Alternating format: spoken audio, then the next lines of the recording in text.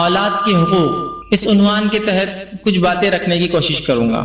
شریعت اسلامیہ میں حقوق دو قسم کے ہوتے ہیں، ایک وہ حق ہوتا ہے جو اللہ کا حق ہوتا ہے جسے حقوق اللہ کہا جاتا ہے، اور دوسرا وہ حق ہوتا ہے جو بندوں کے حق ہوتے ہیں جسے حقوق العباد کہا جاتا ہے۔ تو حق دو قسم کے ہوتے ہیں، ایک اللہ کا اور اسی میں اس کے رسول کا حق بھی آ گیا، اور دوسرا انسانوں کے حقوق جو آپس میں والدین کے ساتھ، اولاد کے ساتھ، رشتہ داروں کے ساتھ، پڑوسیوں کے ساتھ، غیر مسلموں کے ساتھ کیے جاتے ہیں۔ تو یہ حقوق ہے، یاد رکھیں۔ اور میں سمجھتا ہوں آپ سبھی جانتے ہیں کہ بندوں کی حقوق کی کیا اہمیت ہے۔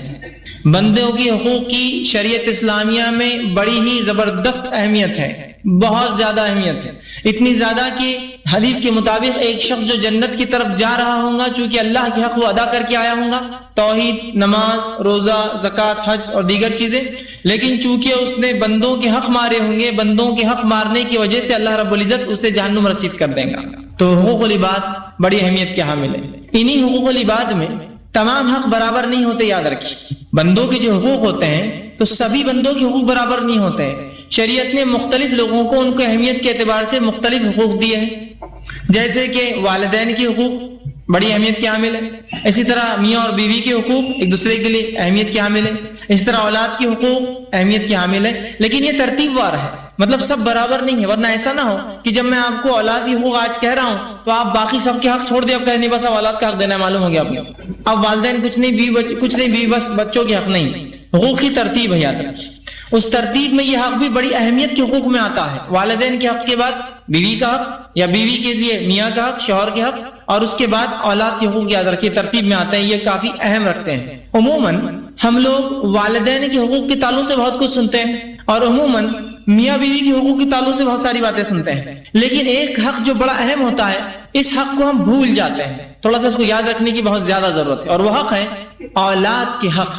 جب بھی بات ہوگی والدین کے حق کی بات ہوگی، جمعہ کے خطبے والدین کے حقوق، دینی اجتماعات والدین کے حقوق، دینی اجتماعات کے تقریروں میں والدین کے حقوق کی اہمیت، یہ بالکل اللہ اور اس کے رسول کے حق کے بعد انہی کا حق ہے، اس میں کوئی دو رائے نہیں ہے۔ لیکن اولاد کے حق بھی اتنے ہی اہمیت ہے جتنے والدین کے حق اہم ہیں، وہ اس لیے کہ پہلے والدین کو اولاد کے حق دینا ہوں گے تو اولاد والدین کو ان کے حق دیں گے۔ یہ بات سمجھیے آپ، والدین جب اولاد کو حق دیں گے اور وہ اولاد اس دینی ماحول میں پرورش پائیں گی تو وہ اولاد سے پھر توقع کی جائیں گی کہ وہ بھی میرے حق دیں گی، مطلب والدین کے حق دیں گی۔ لیکن جس کے پیدائش کے بعد آپ مکمل حقوق مارتے چلے جائے اور صرف اسے یہ تاکید کرے کہ دیکھو میں والد ہوں، میں والدہ ہوں، میرے حق بہت زیادہ ہے، تو عین ممکن ہے کہ ہر اولاد آپ کی حق ادا نہ کرے، اس لیے کہ آپ ایک طرفہ بات کر رہے ہیں۔ آپ جو ہے بچوں کی حق تو نہیں دے رہے، لیکن آپ چاہتے ہیں کہ وہ ہمارے حق دے۔ تو اولاد کی حق اس لیے بھی زیادہ اہم ہے، اس لیے کہ یہ وجہ بنیں گے والدین کے حق دینے کی۔ تو وہی اولاد والدین کے حق ادا کرتی ہے جو دیکھتی ہے کہ ان کے والدین نے ان کے حق ادا کیے ہیں، ٹھیک ہے۔ تو بہرحال تو بچوں کے اولاد کے حقوق یہ بڑی اہمیت کے حامل ہوتے ہیں، اور اکثر مذاہب میں، دنیا کے جو ریلیجنس ہے، مذہب ہے، ان مذاہب میں والدین کے حقوق کے بارے میں بڑی تاکید ہے۔ ماں باپ کی یہ ہے، ماتا پتا کی حق ہے، دیکھیے ممی ڈیڈی کی حق ہے، مختلف چیزیں بتائی گئی۔ لیکن شریعت اسلامیہ کے علاوہ ایسا کوئی دین نہیں جس نے اولاد کے حق بتائے ہو۔ یہ واحد دین ہے جو اولاد کے حق بتاتا ہے۔ والدین کے حق تمام ادیان بتاتے ہیں، عیسائیت بتاتی ہے، یہودیت بتاتی ہے، ہندو مذہب بتاتا ہے، سکھ مذہب بتاتا ہے، اسلام بتاتا ہے۔ لیکن اسلام کی خصوصیت یہ ہے کہ وہ جہاں والدین کے حق بتاتا ہے، چونکہ ایک مکمل دین ہے، تو وہیں وہ کیا کرتا ہے، اولاد کے حق بھی بتاتا ہے، چونکہ یہ ایک مکمل دین ہے، مکمل جینے کا طریقہ ہے، ٹھیک۔ اور اولاد کے حق اگر ہم ادا نہ کریں تو اس کے بڑے سنگین نقصانات ہوتے ہیں۔ وہ اس لیے کہ حدیث میں نبی اکرم صلی اللہ علیہ وسلم کے پاس ایک شخص آیا اور کہا، اے اللہ کے رسول صلی اللہ علیہ وسلم، جب انسان مر جاتا ہے تو کیا اعمال اس کو مرنے کے بعد ملتے ہیں؟ ایصال ثواب۔ ایک انسان جب مر جاتا ہے، ابو داؤد کی روایت، جب انسان مر جاتا ہے تو کیا چیز اس کو ملتی ہے ایصال کے طور پر؟ کیا بھیج سکتے ہیں ہم؟ ایصال پارسل کو کہتے ہیں، توشا۔ کیا چیز ایصال کر سکتے ہیں اس کو پارسل میں بھیج سکتے ہیں نیکی کی شکل میں؟ تو آپ نے فرمایا جب انسان مر جاتا ہے تمام اعمال کا سلسلہ بند ہو جاتا ہے سوائے تین کے۔ پہلا فرمایا اور اس کے اندر کہا کہ کار خیر، صدقۃ جاریہ، کار خیر کر کے چلا جائے، اچھا کام کر کے چلا جائے جس سے انسانیت کو فائدہ ہو۔ دوسرا فرمایا کہ نافع علم، جس سے انسانیت جو ہے فائدہ اٹھائے، ایسا نالج، ایسا علم جس سے انسانیت کو فائدہ اور نفع ہو. اور تیسرا فرمایا اولد صالح یدعو لہ، اور نیک اولاد جو مرنے کے بعد دعا کرے اس کے لیے. تو اولاد ثواب جاریہ ہے، اور اگر اسی اولاد کی تربیت نہ کرنے کی وجہ سے وہ بگڑی تو یہ اولاد کیا بن جائیں گی؟ ثواب جاریہ کا الٹ عذاب جاریہ. تو اولاد کی حق دینا بڑا اہم ہے والدین کے لیے، یاد رکھیے. جہاں والدین کے حق بھی بڑے اہم ہیں لیکن یہ حق بھی اہم ہے. آئیے ایک واقعہ سناتا ہوں. عمر ابن خطاب رضی اللہ عنہ کے دور کا واقعہ. آپ خلیفۃ المومنین تھے، مسلمانوں کے خلیفہ تھے. ایک بوڑھا شخص آیا جو اپنے ایک نوجوان لڑکے کو ساتھ لایا اور کہا امیر المومنین ذرا میرے بیٹے کو نصیحت اور تاکید کیجیے. اس کی شکایت لایا تھا، یہ میری بڑی نافرمانی کرتا ہے، میری بات نہیں سنتا ہے. امیر المومنین عمر ابن خطاب نے اس بچے کو نصیحت شروع کی. جب نصیحت کر رہے تو اس لڑکے نے کہا امیر المومنین ذرا تھوڑی دیر رک جائیے، میں ایک سوال پوچھنا چاہتا ہوں آپ سے. تو کہا کہ اس کو مکمل حق دیا گیا، اس لیے کہ شریعت میں اگر کوئی کسی بھی الزام لگائے تو صرف جس نے الزام لگایا اس کی بات نہیں، جس پہ لگا اس کی بھی سنی جاتی ہے. الزام اس لڑکے پہ تھا کہ وہ والدین کی اپنے والد کی سنتا نہیں ہے. جب امیر المومنین نے اس کو تاکید کی تو کہا امیر المومنین ذرا وقت دیجیے اور ذرا میری بات بھی تو سن لیجیے. کہا سناؤ. کہا مجھے پہلے یہ بتائیے کیا اولاد کی بھی اسلام میں کوئی حق ہے؟ کیا صرف والدین کی پورے حق ہے؟ تو کہا نہیں، اولاد کے بھی حق ہے شریعت میں. تو کہا اس سے پہلے کہ آپ مجھے نصیحت کرے کہ میرے والد کے حق کیا ہے، میں چاہوں گا میرے حق میرے باپ پہ کیا تھے پہلے وہ بتا دیجیے آپ مجھے. امیر المومنین عمر بن خطاب سمجھ گئے اس نوجوان کی بات. کہا تیرا حق یہ ہے، اولاد کا حق یہ ہے کہ اس کے پیدا ہونے سے پہلے اس کے لیے اچھی ماں تلاش کی جائے. اولاد کا حق پیدا ہونے سے پہلے اس کے لیے اچھی ماں تلاش کی جائے. جب پیدا ہو جائے تو اچھا سا نام رکھے اور اس کا عقیقہ کرے. جب جوان ہو جائے تو اس کا نکاح کرے، اور اگر اپنے والد کے گھر سے الگ رہنا چاہے تو شادی کے بعد اسے الگ کر دے. 4 حق بتائے. کیا حق بتایا؟ پہلا اس کے لیے اچھی ماں تلاش کرے. دوسرا حق بتایا آپ نے اس کا عقیقہ اور اس کا اچھا سا نام رکھے. تیسرا حق اس کا بتایا بالغ ہو تو نکاح کر دے. چوتھا بتایا اگر شادی کے بعد الگ ہونا چاہے تو اسے اپنے گھر سے الگ کر دے. یہ اس کے حقوق آپ نے بتایا. اس کے بعد اس نوجوان نے کہا امیر المومنین میرے باپ نے سب سے پہلا میرا حق مارا ہے. تو اس نوجوان نے کہا امیر المومنین اس میرے والد نے سب سے پہلے جو میرا پہلا حق تھا کہ میرے لیے اچھی ماں تلاش کرے، اس نے ایک مجوسیہ سے شادی کی، میرا پہلا حق مار دیا. ایمان با ایمان ماں ہوتی سیکھی ہوتی الگ بات ہے، اس نے پہلا حق مارا میرا. مجوسیہ سے شادی کی جس کی وجہ سے میں دین اور اسلام اور فطرت نہیں جان سکا. اس کے بعد جب میں پیدا ہوا تو اس نے میرا نام جو میرا حق تھا وہ بھی مارا مجھ سے، اور میرا نام رکھا گبریلا. گبریلا سمجھتے؟ گوبر کے اندر کیڑا ہوتا کالا بڑا، تو کہا میرا نام رکھا گبریلا. میرا دوسرا حق بھی مارا اس نے. تیسرا یہ کہ اس نے میرا نکاح نہیں کرا اب تک، حالانکہ میں بالغ ہو چکا ہوں. تو اس کے بعد امیر المومنین عمر بن خطاب نے اس لڑکے کو نصیحتیں کی. کہا تم جاؤ. جب وہ لڑکا چلے گا تو اس کے باپ کو بلا اور کہا بچپن میں تو تم نے اپنے بیٹے کے پورے حق مار لیے، اب بڑا ہونے کے بعد بڑے آئے میرے سامنے اس کی وہ شکایت لے کر کے وہ تمہارا حق نہیں دے رہا ہے. وہ تمہارا حق کیسے دے گا جبکہ بچپن میں تم نے اس کے پورے حق مار لی. بات سمجھے؟ تو یہاں امیر المومنین نے اس والد کو بھی نصیحت کی جہاں اس بیٹے کو بھی نصیحت کی. صرف یہ نہیں کیا کہ بیٹے کو کہا بہت اچھا کام کر رہے ہو تم، باپ کے خلاف جا رہے ہو اس نے حق نہیں دیا. نہیں، اس کو بھی نصیحت کی کہ باپ سے غلطی ہوئی. باپ کو بھی نصیحت کی کہ تم اپنی جو ہے جوانی میں سب کچھ کر بیٹھے، جو اس کے حق تھے پورے مار لیے، اور آج آئے میرے پاس کمپلین لے کے جب وہ تمہارے حق نہیں دیتا ہے. پہلے اس کے حق تم بچپن میں دیتے تو وہ بھی تمہارے حق آج بڑھاپے میں واپس لوٹاتا. اس لیے میں نے کہا اولاد کے بڑے اہم ہیں، اس لیے کہ اس ہاتھ دے اور اس ہاتھ لے والا معاملہ ہے. والدین اولاد کے حق دیں گے، اولاد والدین کے حق دیں گے. لیکن اس کا ہرگز مطلب یہ نہیں کہ والدین نہ دے تو اولاد بھی نہ دے. میں بالکل یہ نہیں کہنا چاہ رہا، یہ بالکل نہیں کہہ رہا ہوں میں، یہ بالکل اپنے ذہن میں بات رکھیں. تو اولاد کے شریعت نے بڑے حقوق بتائے، اور شریعت نے اولاد کے اتنے زیادہ حق بتائے کہ میرے لیے ممکن نہیں کہ میں پورے حق آپ کے سامنے رکھوں. میں نے اولاد کے حقوق کو 10 نکات میں 10 پوائنٹس کی شکل دی. 10 نکات میں رکھوں گا جو اہم اس کے حق ہے. اس کے علاوہ بھی ہے لیکن اتنا وقت نہیں ہے کہ میں تمام لے سکوں آپ کے سامنے. ٹھیک. اسی طرح اسلام سے پہلے والدین بڑے سنگ دل ہوا کرتے تھے. اگر عرب کا ماحول دیکھے تو یہ اپنے بچوں کو قتل کر دیا کرتے، اور بالخصوص لڑکی اگر پیدا ہو تو زندہ دفنا دیا کرتے تھے. لڑکی کی پیدائش ہو گڑھا کھود کے دفنا دیتے تھے اس کو. اس لیے کسی ایک انسان کے لیے شرم کی بات تھی کہ وہ کہے مجھے داماد ہے. داماد ہے مطلب لڑکی ہے، شرم کی بات، تو دفنا دیتا تھا. یہ چاہیے نہیں مجھے لانا تھا. شریعت اسلامیہ نے اولاد کا تحفظ کیا، چاہے لڑکا ہو یا چاہے لڑکی ہو، تحفظ کیا. اور یہ فرمایا اور کہا سورہ نام سورہ نمبر 6 آیت نمبر 151 میں فرمایا وَلَا تَقْتُلُوا أَوْلَادَكُمْ مِنْ إِمْلَاقٍ، اپنی اولاد کو کیا کھلاؤں گے اس ڈر سے قتل مت کرنا، اپنی اولاد کو اس ڈر سے قتل مت کرنا کہ کیا کھلاؤں گے، اور فرمایا نَحْنُ نَرْزُقُكُمْ وَإِيَّاهُمْ، ہم تم کو بھی کھلائیں گے اور ان کو بھی دیں گے۔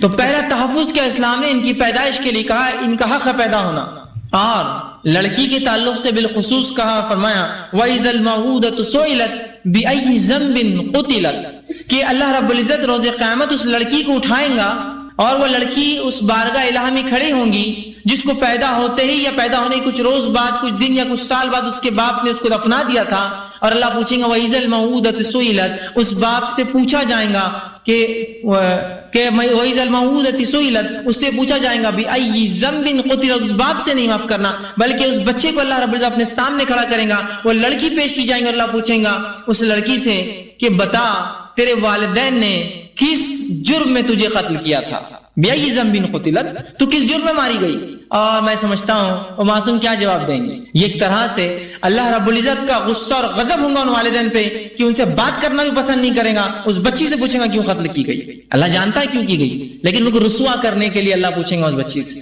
تو سب سے پہلے تو اولاد کی تحفظ کیا اسلام نے، لڑکا ہو یا لڑکی ہو اس کی حفاظت کی، نہ صرف تحفظ کیا بلکہ اسلام نے حکم دیا ان سے محبت کیا جائے، اور ایک اتنا زبردست اور سنہرا اصول اسلام نے بنا دیا، وہ اصول اس طرح سے نبی اکرم صلی اللہ علیہ وسلم جامع ترمذی کی روایت میں فرماتے اور کہتے ہیں لیس منا من لم یرحم صغیرنا ولم یوقر کبیرنا، وہ ہم میں سے نہیں، وہ مسلمان نہیں جو چھوٹوں پر رحم نہ کرے اور بڑوں کی عزت نہ کرے۔ کیا بہترین اصول ہے، وہ ہم میں سے نہیں، آپ فرمانے لیس منا، وہ مجھ سے نہیں، وہ ہم سے نہیں، وہ مسلمانوں سے نہیں، جو لم یرحم صغیرنا، جو بچوں پر رحم نہ کرے، اور فرمایا ولم یوقر کبیرنا، اور بڑوں کی عزت اور توقیر نہ کرے۔ تو بچوں سے محبت، ان پر رحم کرنا، یہ شریعت کی تعلیم ہے اندر کی، اور نبی اکرم صلی اللہ علیہ وسلم کو دیکھا گیا آپ بچوں سے بے انتہا محبت کرتے تھے، آپ بچوں کو گود میں لیتے، آپ بچوں کو چوما کرتے تھے۔ اسی طرح آتا ہے کہ حسن و حسین رضی اللہ عنہما یہ دونوں اللہ کے رسول صلی اللہ علیہ وسلم کے نواسے تھے، آپ جانتے ہیں، اور آپ صلی اللہ علیہ وسلم جب نماز پڑھتے تو یہ نماز میں آ جاتے جبکہ ان کے نانا امامت کرتے ہوتے، آپ سب فرض نماز پڑھاتے ہوتے، صحابہ جماعت میں ہوتے، اور آ کے نبی اکرم صلی اللہ علیہ وسلم کے کاندھوں پر بیٹھ جاتے، روایت میں آتا کبھی دونوں طرف پیر ڈال کے گردن پہ بیٹھ جاتے، اور صحابہ جو پیچھے ہوتے ایک مرتبہ فرماتے ہیں کہ آپ صلی اللہ علیہ وسلم اتنا لمبا سجدہ کیا، ہم کو لگا اللہ کے رسول کی وفات تو نہیں ہو گئی، انتقال تو نہیں کر گیا، تو ایک صحابی کہتے ہیں میں جو ہے خاموشی سے اپنا چہرہ اٹھائے تھے کہ معاملہ دیکھ بھی کیا ہوا، اور جب چہرہ اٹھا کے دیکھا تو حسن سر پہ سوار ہے، آپ سب سجدے میں اور وہ سر پہ بیٹھے ہوئے۔ جب نماز ہوئی تو اس کے بعد میں گیا اور جا کر تھوڑا سا تنبیہتاً کا ایسا کرتے نانا کے ساتھ، تو آپ صلی اللہ علیہ وسلم نے کہا نہیں اسے مت ڈانٹو، میں نے یہ سوچا جو ابھی نماز میں میرے پیٹھ پر سوار ہوا تو میں نے یہ سوچا چلو یہ بھی تھوڑا گھوڑے کا مزہ لے لے، بچوں کو عادت ہوتی ہے نا، کوئی جھک گیا تو گھوڑا بیٹھ جاتے، تو کہا میں نے بھی سوچا تھوڑا مزہ لے لے میری پیٹھ کا، ویسے گھوڑے بیٹھنے کے عادی ہوتے میری پیٹھ کا تھوڑا سا مزہ لے لے بچے، اس لیے میں نے تاخیر کی، تو اس کو مت ڈانٹو، میں نے اس کو یہ اختیار دیا تھا۔ تو آپ نے نماز کو جو ہے تاخیر کر دی جب بچہ آ کر بیٹھ گیا، اتنا رحم، اندازہ لگائیے دین اور شریعت کا معاملہ۔ تو اولاد کی شریعت نے بڑے حق دیے کہ فرض عبادت میں بھی ایک بچہ آ کے سر پہ بیٹھا تھا، آپ نے اس کو برا بھلا نہیں کہا، اسے ڈانٹا ڈپٹا نہیں، پھٹکارا نہیں، کہا کہ بچہ ہے بیٹھ گیا کیا معاملہ ہے، سمجھ رہے ہیں آپ بات کو؟ شریعت نے بڑے حقوق دیے، ٹھیک، اور یہ حقوق بڑے اہم ہیں، اور ان کی اہمیت اس سے بھی پتہ چلتی ہے کہ اولاد کی پیدائش سے پہلے اس کے حقوق چالو ہوتے ہیں، باقی تمام حق اس عمل کے بعد ہوتے ہیں۔ میاں بیوی کے حق کب ہوں گے؟ جب انسان شادی کریں گا۔ والدین کے حق کب دیں گے آپ؟ ظاہر سی بات ہے والدین پہلے، آپ بعد میں آئیں گے جب والدین کے حق دیں گے آپ، ٹھیک۔ پڑوسیوں کے حق کب دیں گے؟ جب پڑوسی ہوں گے آپ کے۔ رشتہ داروں کے حق کب دیں گے؟ جب رشتہ دار ہوں گے آپ کے۔ جیسے آپ کہیں باہر ملک میں رہتے رشتہ دار نہیں تو کیا حق ان کے؟ کچھ بھی نہیں ہو، آپ جب یہاں آئیں گے تو یہاں دیں گے۔ لیکن اولاد کی حق کی اہمیت شریعت نے اتنی رکھی کہ ان کے پیدائش سے پہلے ان کے حق شروع ہو جاتے ہیں، یہ ابھی ہوئے بھی نہیں تو ان کے حقوق شروع ہو جاتے ہیں پہلے سے، اتنی اہم ان کے حق ہیں۔ آئیے ایک کے بعد ایک میں نکاتی شکل میں آپ کے سامنے اولاد کے حق رکھنے کی کوشش کرتا ہوں، جو میں نے انتخاب کی، جس کو میں نے اہم سمجھا، وہ اس سے زیادہ شریعت نے حقوق بتائے۔ پہلا حق جو اولاد کا ہے، جب سے سب سے اہم اور ترتیب میں سب سے پہلے آتا ہے، یہ اسٹیپ وائز اگر گئے تو سب سے پہلے آتا ہے، وہ یہ ہے کہ اس کے لیے اچھی والدہ کا انتخاب۔ اولاد کا پہلا حق یہ ہے کہ اس کے لیے اچھی ماں کا انتخاب کیا جائے، اچھی ماں کا انتخاب، سمجھ رہے؟ یہ اس کا پہلا حق ہے، جس نے یہ حق نہیں دیا اس نے اس کا ایک پہلا حق مارا اپنی اولاد۔ اور انتخاب کے اندر کیا ہو ہمارے انتخاب کی وجہ، ہم کسی کو اگر کسی لڑکی کو اپنے نکاح میں لے جو کہ بیوی میری بنیں گی لیکن ہونے والی اولاد کی ماں ہے جو کہ اس کا پہلا حق ہے اچھی ماں، تو اس کے لیے میں کیا دیکھوں گا؟ اس کے تعلق سے متفقہ علیہ روایت ہے، آپ صلی اللہ علیہ وسلم فرماتے ہیں عورتوں سے نکاح لوگ 4 چیزوں کی بنیاد پہ کرتے ہیں۔ پہلا، اس لیے نکاح کیا جاتا ہے کہ جو ہے اس کے جو ہے حسن و جمال کی وجہ سے، یا ولی مالہا، اس کے مال کی وجہ سے۔ لوگ جو انسان ہے 4 چیزوں کی وجہ سے لڑکیوں سے نکاح کرتے ہیں عورتوں سے۔ پہلا کرتے ہیں ولی مالہا، پیسے کو دیکھ کر، آئیں گی تو بہت کچھ لائیں گی، شادی کرو۔ دوسرا ولی جمالہا، اس کی خوبصورتی کی وجہ سے، میں خوبصورت ہے بہت تو شادی کر لو، باقی کچھ دیکھنے کی ضرورت نہیں، مالداری ہے وہ۔ تیسرا ولی حسبہا، ننیال ددیال بہت اس کا اونچا آلہ ہے، فلاں ددیال ہے، فلاں ننیال ہے، یہ دادا ہے، یہ نانا، یہ پردادا تھے اور یہ پڑنانا تھے، حسب کے لیے۔ اور چوتھا فرمایا ولی دینہا، اس کے دینداری کی وجہ سے۔ اے مسلمان نوجوانوں تمہارے ہاتھ خاک آلود ہو، حدیث کے الفاظ ہے، اے مسلمان نوجوانوں تمہارے ہاتھ خاک آلود ہو، تم دینداری کو سب سے پہلے جاننا۔ یہ مالداری، خوبصورتی، حسب نسب نہیں، تمہارے لیے سب سے اول چیز جس کو دنیا آخر میں لاتی ہے، اے مسلمان نوجوانوں سب سے پہلے اس کو دیکھنا، والدینہا، اس کے بعد سب کچھ ہے تو ٹھیک ہے، دین نہیں ہے تو پھر بیکار ہے معاملہ۔ تو پہلا حق کیا ہے اولاد کا؟ اس کے لیے اچھی ماں کا انتخاب۔ تو لوگوں کو شادی کرنے سے پہلے سیکھنا پڑیں گے اولاد کی حق کیا ہے، اس لیے کہ پہلا حق اس کا مار دیں گے آپ اگر وہ ہو جائیں گے، یہ سب سے اہم حق ہے اس کا یاد رکھیے۔ اب وہ لوگ تھوڑا غور سے سن لیں جو نکاح جو ہے دین کی بنیاد پر نہیں کرتے ہیں، جو لوگ دین کی بنیاد پر نکاح نہیں کرتے وہ سب سے پہلا گناہ یہ کرتے ہیں اپنی اولاد کا حق مارتے ہیں، کیونکہ اس کی ماں بے دین ہوگی۔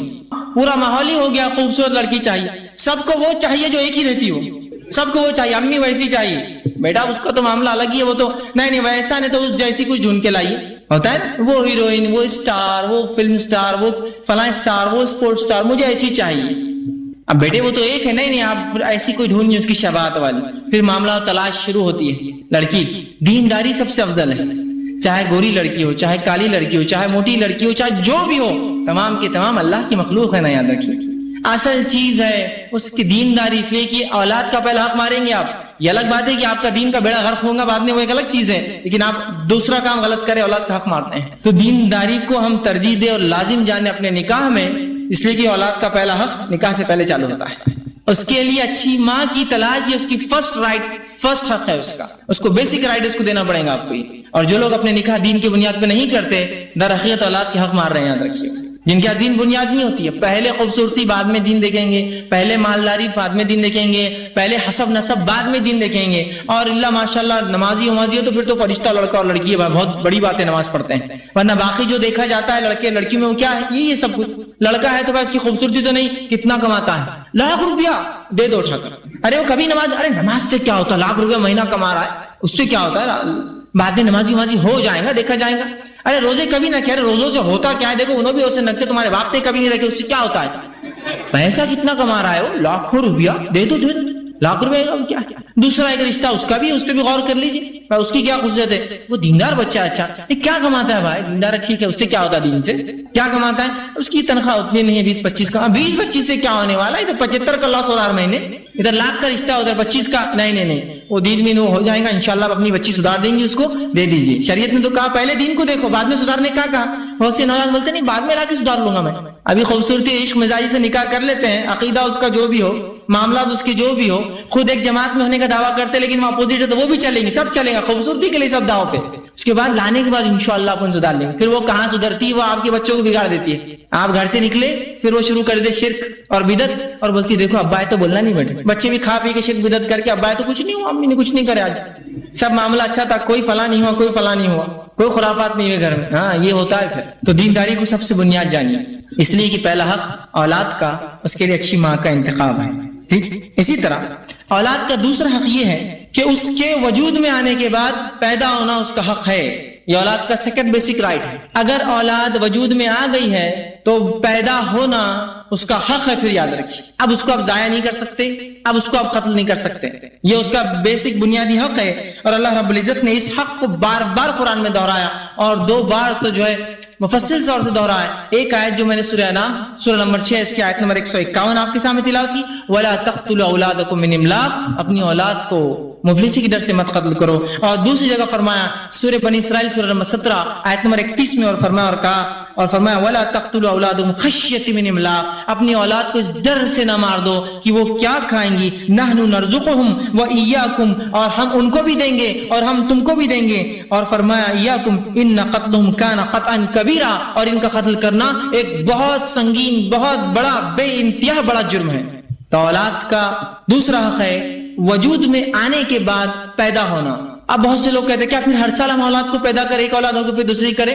ٹھیک ہے، تو میں میرے الفاظ میں وجود میں آنے کے بعد شریعت میں جو جائز طریقے ہے اولاد کو، جس کو کسی جسمانی صحت کی وجہ سے یا تربیت کی بنیاد پر اگر انسان ایک اولاد سے دوسری اولاد میں تاخیر کرے، ڈسٹنس رکھنا چاہے، شریعت اس کی اجازت دیتی ہے. لیکن وجود میں آنے کے بعد ڈسٹنس نہیں، وجود میں آنے کے بعد پیدا ہونا اس کا حق ہے. انشاءاللہ عزیز 29 تاریخ کو میرا ایک تفصیلی عنوان ہے فیملی پلاننگ، جو انشاءاللہ اسی بنیاد پہ ہوں گا کہ یہ جو میں نے کہا وجود میں آنے سے پہلے کون سی چیزیں حلال ہے اور کون سی حرام ہے، انشاءاللہ اس میں میں رکھوں گا ضرور انشاءاللہ. لیکن وجود میں آ جائے تو پیدا ہونا اس کا فنڈامنٹل رائٹ ہے، اس کا حق ہے پیدا ہونا. ٹھیک ہے، تو یہاں اللہ رب العزت نے 2 جگہ اپنی آیتوں میں کہا کہ اولاد کو املاق، کیا کھلاؤں گے اس ڈر سے مت مارو، اس لیے کہ ہم تم کو بھی دیں گے اور ان کو بھی دینے والے ہیں، ان کو بھی دیں گے تم کو بھی دینے والے ہیں، ڈرو مت اس معاملے، ڈرو مت اس معاملے.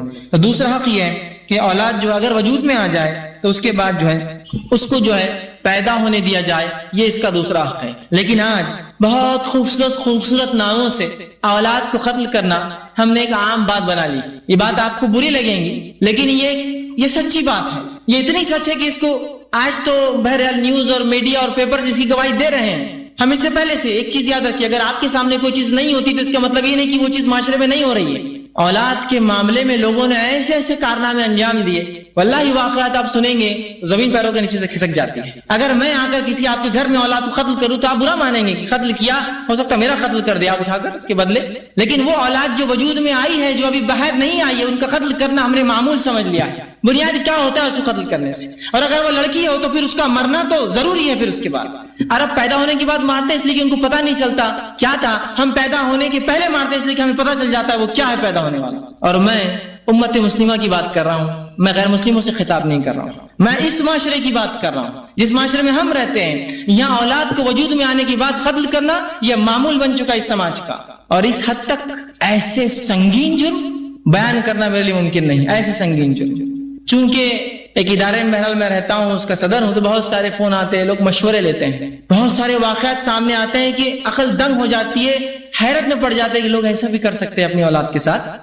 ایک بار ایک صاحب نے مجھے فون کیا اور کیا سنگ دلی بولنا کہ اولاد کو قتل کرنے میں ہم آگے بڑھ چکے ہیں جبکہ اس کا حق ہے. مجھے فون کر کے کہا کہ میری بیوی حاملہ تھی، میں اس سے دواخانے لے گیا اور پتا چلا کہ ہونے والی اولاد اس میں تھوڑا سا نقص ہے. میں نے کہا اچھا نقص کیا تھا؟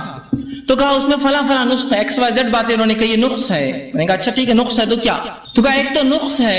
تو میں نے کہا اگر یہ نقص جو آپ بتا رہے ہیں لڑکا ہوتا تو، چونکہ وہ لڑکی تھی، لڑکا ہوتا تو کہا بہرحال وہ تو مشورہ میں نہیں لینا چاہتا ہوں کیا تھا اور کیا نہیں تھا. میں نے فون اس لیے کیا کہ اس بنیاد پر میں نے وہ عمل کر لیا اور میں نے حمل کو ضائع کر دیا اور 6 مہینے میں نے اس کو ضائع کیا. میں نے کہا مجھے کیوں فون کر کے پھر پوچھ رہے ہو کہ ہم چاہتے ہو میں بھی اس قتل میں شامل اور کہوں ہاں اچھا کیا؟ تو کہا نہیں میں نے اس لیے فون نہیں کیا ہے، میں نے اس لیے فون کیا ہے کہ جب وہ پیدا اس کو نکالا گیا جسم میں سے، وہ اتفاق سے زندہ نکل گئی. جس لڑکی میں نقص تھا، جس کو انہوں نے ضائع کرنے چاہا، وہ زندہ نکل گئی.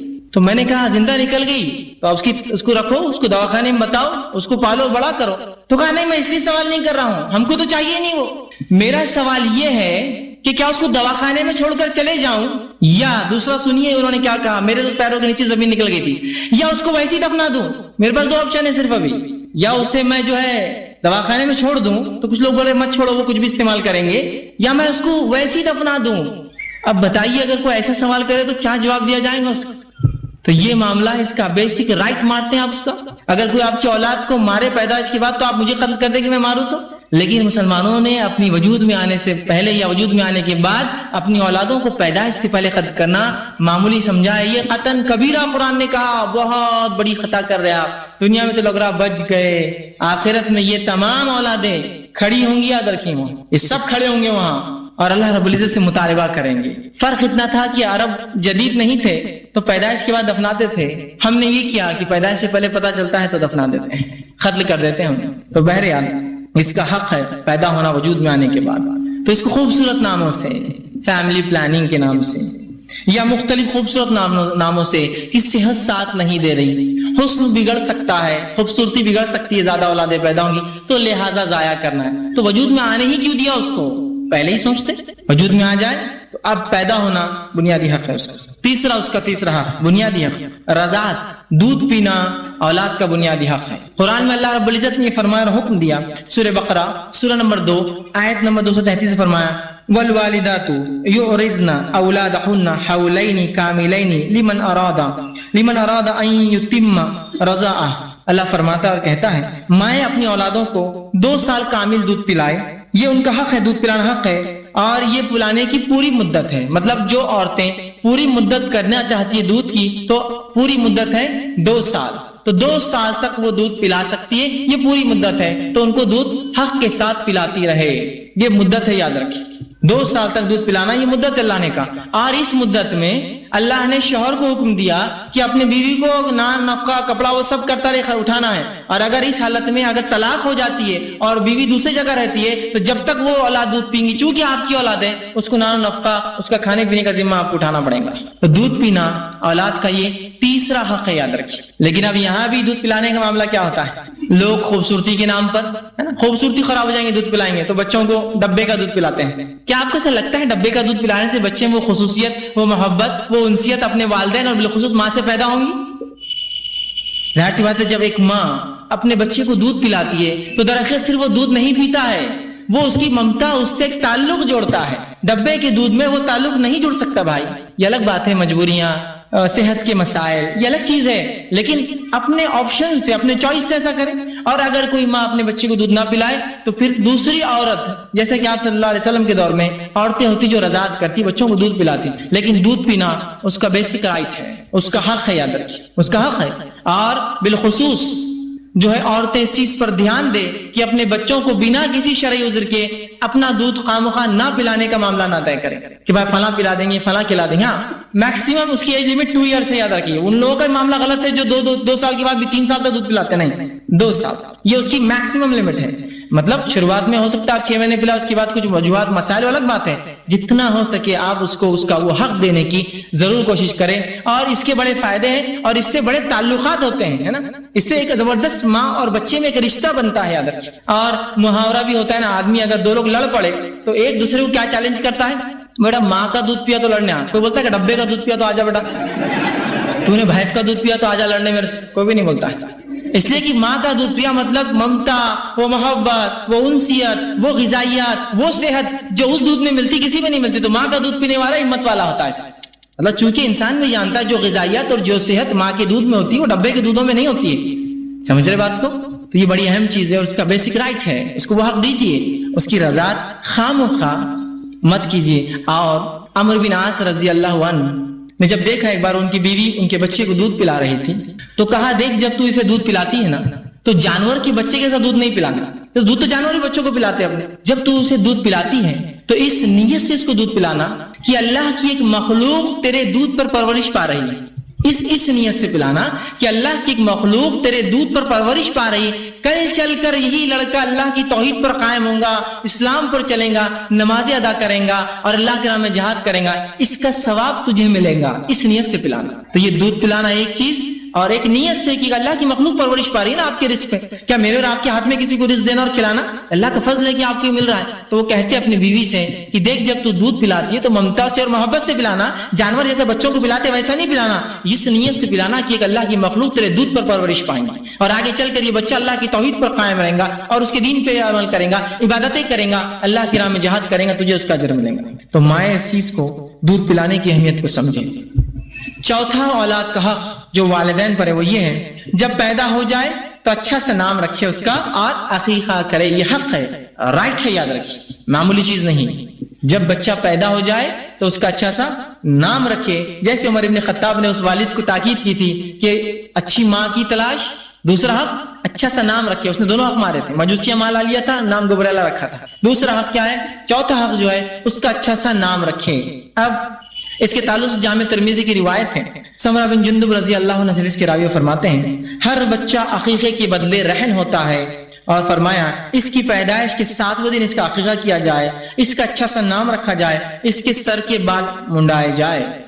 کیا کام کرنا ہے آپ کو پیدائش کے بعد؟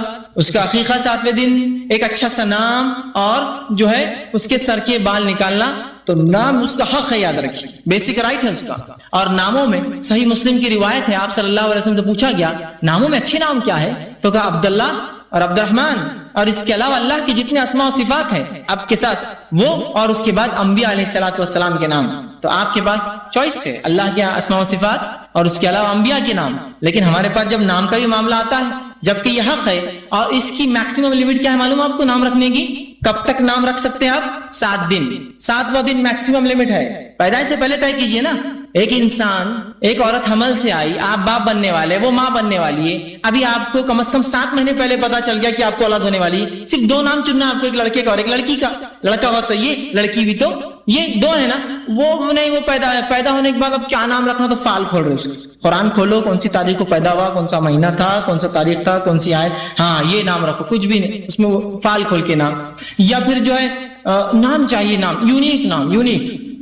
بہت سی بار ایڈ سی فون آتے ہیں اور سب سے زیادہ کال اسی کی مسئلے آتے ہیں. اچھا سا نام دیجیے. اچھا نام, عبداللہ لڑکا ہے, نہیں نہیں نہیں نہیں, عبد الرحمن, نہیں نہیں نہیں نہیں, یہ بھی نہیں جمے گا. عبد الحی, عبد الصمد, عبد اللہ, نہیں, سب پرانے نام دکھ رہے ہیں. تو کچھ اچھا سا نام. اچھا کیا, اس سے زیادہ کیا دوں میں آپ کو, اللہ کے نام دے رہا ہوں. نہیں, ذرا یونیک نام چاہیے. مطلب یونیک نام, تو یونیک نام تو بڑے ہیں, اب رکھنا چاہے تو اسٹیئرنگ, مڈ گارڈ. یونیک کوئی رکھتا ہے کیا؟ مڈ گارڈ خان, کتنا اچھا نام ہے. کوئی نہیں ملیں گے آپ کو دنیا میں, رکھیے, کوئی مسئلہ نہیں. بمپر, مطلب ایسے نام نہیں ملیں گے نا آپ. کہاں ملیں گے؟ ارے نہیں نہیں نہیں, آپ تو تھوڑا سا بگڑ گئے. ہم میں اللہ کے آپ کو اچھے بولا, اللہ کے آپ یہ بولیے کہ یہ اللہ کے نام بڑے اچھے ہیں, ہم جو ہے دوسرے چاہ رہے ہیں. نہیں کچھ اور, تو یہ کہاں سے لائیں گے, مطلب یونیک کہاں سے ہوں گا ہر شخص کا نام؟ اتنے اچھے اچھے نام ہیں, اور آپ کو کتنے بچے ہوں گے ہو کے؟ نہیں نہیں, تو نہیں, اللہ کی اتنے اسماء و صفات ہے, ایک کے بعد ایک. میں یہ نہیں کہہ رہا ہوں دوسرے نام رکھنا غلط ہے, میں یہ کہنا چاہ رہا ہوں کہ اچھے تو پھر یہ ہے. پھر انبیاء علیہ الصلوۃ والسلام کی ایک فہرست جس نے 25 نام تو قرآن نے لی, 25 آپ کے پاس وہ موجود ہے. اس کے علاوہ سلف صالحین صحابہ کی 1,24,000 نام آپ کے پاس ہے. اب اس میں بھی آپ کو پھر آپشن چاہیے کہ یونیک, تو پھر یونیک نام تو ایسے کچھ ہو سکتے ہیں جو اس زمانے میں نہیں تھے, جو ابھی بھی لوگ رکھتے نہیں ہیں, وہ رکھ لیجیے, آپ ہو جائیں گے. بہرحال اچھا سا نام پہلے سے چوائس کیجیے. لاسٹ ڈیٹ نام رکھنے کی 7th ڈے پہلے سے چوائس کیجیے. آپ صلی اللہ علیہ وسلم گھر بیٹا پیدا ہوا, جبرائیل اور کہا اے ابو ابراہیم. کیا کہا؟ جبرائیل علیہ السلام آئے اور کہا اے ابو ابراہیم. مطلب رسول اللہ نے پیدائش سے پہلے نام سوچ لیا تھا کہ لڑکا ہوں گا تو کیا نام رکھوں گا؟ ابراہیم. تو جبرائیل جیسی پیدائش کے بعد آیا تو کیا کہا اللہ کے رسول کو؟ اے ابو ابراہیم. مطلب آپ نے اس کا نام پیدائش سے پہلے سوچ لیا تھا, لڑکا ہوں گا تو ابراہیم. لڑکا ہوا, جبرائیل علیہ السلام نے اسی نام سے پکارا آپ کا کہ ابو ابراہیم. تو پتا چلا پیدائش سے پہلے طے کر سکتے ہیں, میکسیمم لمٹ 7th ڈے. اب نام کا تو معاملہ ایسا ہے, بھائی لڑکا پیدا ہو گیا, اب کیا نام ہے, لڑکی پیدا, کیا نام رکھنا؟ دادا بول رہے یہ نام, نانا بول رہے نام, میں سوچ رہے نام, ان کی ماں سوچ رہی ہے نام, چچا بول رہے نام, ماموں کی نام پسند نہیں, دادا. تو ابھی ہم نے اس کو سوچے نام اس کا چنو رکھیں گے. ابھی چنو کو بعد میں نام دیں گے, ابھی چنو رہیں گا وہ, ٹھیک. اب وہ چنو 7 دن ہو گئے, 14 دن ہو گئے, چنو 4 سال کا ہو گیا, 4تھا سال آ گیا. اب چنو کو اسکول میں ڈالنا ہے, تو اب بولتے ہیں اس کا نام کیا رکھنا؟ تو اب تک یہ چنو ہی ہے. ہاں اب نام, چلو اب نام سوچیں گے اور نام رکھتے ہیں. ایک صاحب نے مجھے ایک واقعہ بتایا, ان کے گھر میں کئی بھائی تھے, وہ سب کے نام بڑے ترتیب میں تھے, بہت اچھے نام, ایک کے بعد ایک کے بعد ہوتا نا.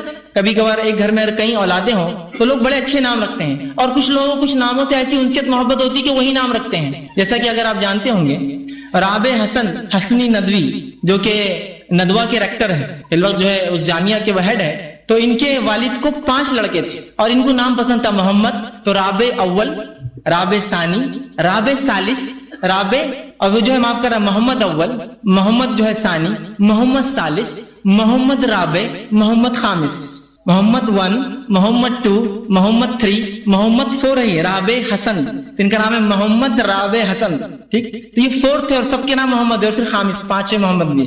نام پسند ہے, پورے نام وہی. عربوں میں ہوتا ہے ان کو نام پسند ہے کہ عبداللہ بن عبداللہ بن عبداللہ, سب پورے عبداللہ یہاں سے ہوتے ہیں. دوسرا بھائی بھی عبداللہ, خالی یہ نہیں ادھر سے ادھر سے بھی آیا تو وہ بھی عبداللہ, اور اس کے بعد صالح, الصالح, 3 دن آپ بولیں گے, ہے نا. بڑے بڑے علماء کے نام دیں گے, صالح, الصالح, الفوزان. صالح ان کے والد صالح, ان کے والد فوزان. آپ دیکھیے نام، دو باپ بیٹے کا نام ایک ہی. ہمارے پاس اگر کوئی نام رکھ دے باپ کا نام جو ہے بیٹے کا تو مارنا چاہتے زندگی میں اس کو. دادا زندہ ہے پر پوتے کا نام تم نے وہی رکھ دیا. ہوتا ہے نا، دادا سمجھو علی ہے، پوتے کا نام رکھ دیا علی. کیسے لوگ ہیں یار، دادا حیات اور بچے کا نام رکھ دیا علی. تو کیا مرنا ضروری ہے دادا کا علی رکھنے کے لیے اس کا نام؟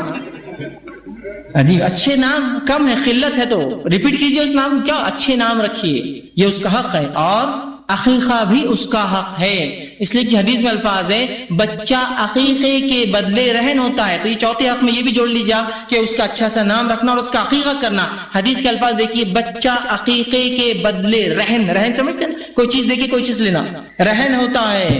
تو لہذا 7th ڈے اس کا 7ویں دن عقیقہ کیا جائے اور اچھا سا نام رکھا جائے اور اس کے سر کے بال نکالے جائے. اسی کے ساتھ اور چیزیں آپ جو جوڑ سکتے وہ یہ ہے جو آپ صلی اللہ علیہ وسلم ثابت ہے، وہ یہ ہے کہ 7ویں دن اس کی ختنہ بھی کر سکتے ہیں. اور صحابہ سے ایک عمل آتا ہے اور آپ سے بہرحال ایک اور عمل آتا ہے ختنہ کے ساتھ. آپ صلی اللہ علیہ وسلم جب بال ترشواتے تو بالوں کے وزن کے برابر سونا یا چاندی خیرات کرتے. اور صحابہ سے ایک عمل ملتا ہے وہ یہ کہ بال ترشوانے کے بعد دودھ میں وہ زعفران ڈالتے اور اس کے بعد اس کے سر پہ لگاتے. اس کی یہ سنت سے نہیں لیکن صحابہ کا یہ عمل تھا. اس کی حکمت علماء لکھتے وہ یہ ہے کہ اس کے کرنے سے اس طرح سے اس کے بالوں جب وہ وسترا لگتا ہے نا، وسترا چونکہ لوہے کا ہوتا ہے تو خراشی آ جاتی ہے، انفیکشن ہو سکتا ہے. تو زعفران چونکہ ایک قسم کا اینٹی بایوٹک ورک کرتا ہے تو زخموں پہ وہ دودھ میں ملا کے زعفران لگاتے تھے. تو یہ بھی عمل آپ چاہے تو صحابہ کا طریقہ کر سکتے ہیں. سنت لیکن کیا ہے؟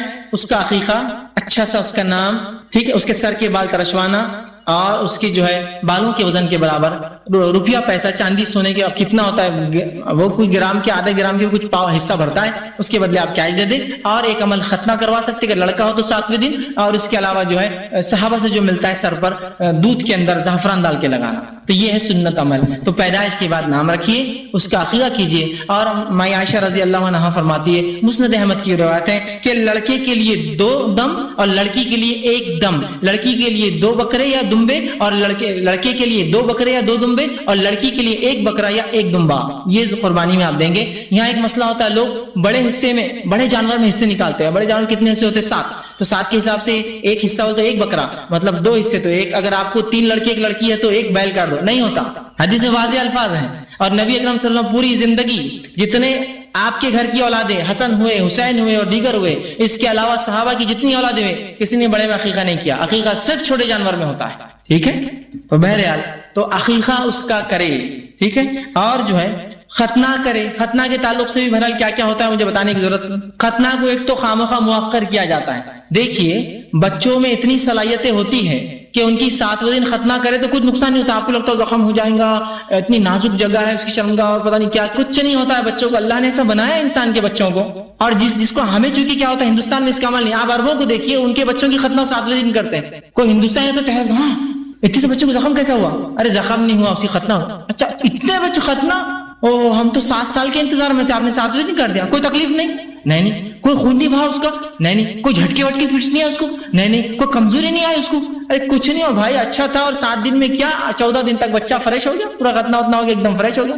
اب ہمارے پاس ختنہ تو کیا ختنہ ہے بھائی، 7 8 سال تک ختنہ نہیں ہو رہی ہے. اس کے بعد اس کو پورا شعور آ گیا کہ کیا ہوتا ہے. پڑوسی بول رہا چوڑیاں اڑنے والی ہے، سونے کی چوڑیاں اڑنے والی ہے، تیرا یہ ہونے والا ہے، غیر غلط باتیں اس کی ذہن میں آ رہی ہے. پھر ختنہ کا پروگرام ہوتا ہے، پھر لوگ جمع ہوتے ہیں، اس مجلس میں لا کے اس کو ننگا. 7 سال کے بچے کو آپ ننگا کریں گے اتنے لوگوں کے سامنے تو وہ عزت رکھیں گے آپ کی پھر بڑا ہونے کے بعد. پھر اس کو ننگا کر کے بٹھاتے ہیں، پورے مرد جمع ہے اور بالخصوص عورتیں ماں پلو ڈال کے کھڑی ہے، رشتہ دار کھڑے ہیں، وہ کیا ہوتا دعائیں ہو رہی اس کی. اور اس کے بعد ختم ہو گیا. اب اتنی عمر میں اس کی ختنہ، پھر اس کو ایک لال کپڑا تاکہ پوری دنیا میں اعلان ہو کہ اس کی ختنہ ہوئی ہوئی ہے. پھر وہ 10-15 دن گھوم رہا ہے، چونکہ زخم جلدی نہیں سوکھتے، انسان بڑا ہو جاتا ہے. بچپن میں کرنے میں کوئی پرابلمس نہیں، بچہ شرماتا بھی نہیں ہے، اس کو سمجھ بھی نہیں ہوتی، نہ وہ ہلتا ڈلتا ہے نہ وہ کچھ کرتا ہے. ہو گیا اور بچہ بھاگ رہا ہے. یہ لال اس میں کیوں بھاگ رہا ہے؟ تو بولے اس کی ختنہ ہوئی ہوئی ہے. ایک صاحب مجھے ملے، انہوں نے کہا کہ میں ہندوستان میں جب پہلی بار آیا تو ایک بچے کو دیکھا لال لنگی میں بھاگ رہا اور ونڈو سامنے سے کھلی ہوئی ہے. مطلب میرے کو حیرت یہ ہو رہی کہ لنگی تو پہنتے شرمگاہ چھپانے، اس کی شرمگاہ کھلی تھی. تو میں نے کہا اچھا میں سمجھ گیا کیا معاملہ ہو. میں نے کہا اس کی ختنہ ہوئی تھی. تو کہا ختنہ ہوئی تھی؟ مجھے بڑا تعجب ہوا، اس لیے کہ میں نے کبھی اتنے بڑے انسان کی شرمگاہ نہیں دیکھی، 7 سال کے بچے کی میں نے دیکھی، اس لیے کہ سعودی عرب میں یہ چیزیں نہیں دیکھنے کو ملتی ہم کو عرب ممالک کی، جیسے اتنا بڑا بچہ اور اس کی شرمگاہ کھلی ہے، میں نے کبھی نہیں دیکھی۔ تو مجھے بڑا تعجب ہوا یہ کیا رسم ہے یا یہ کون سی قوم ہے جو بچوں کو ایسے کپڑے پہناتی کہ سامنے سے کھلا اور لنگی آ کے وہیں رک جاتی ہے، اور لال کلر کی۔ میں نے کہا نہیں یہ مسلم بچہ تھا بھائی، میرے کوئی دوسری قوم نہیں تھی، ہمارا ہی بچہ ہے وہ، لیکن اس کو ختنہ ہوئی اس کی۔ تو کہا اتنی دیر بعد، میں نے کہا اب جانے دیجیے کیا معاملہ ہے اس امت کا، بس کرائے یہ بڑی بات ہے، نہیں کرتے تو 18-20 سال میں شادی سے پہلے کرنا پڑتا مسئلہ اس طرح سے۔ تو ٹھیک ہے ابھی ہو گئی، بڑی بات ہے، لیٹ اٹ بی، مطلب چلنے دو معاملہ، کم از کم کر تو رہے۔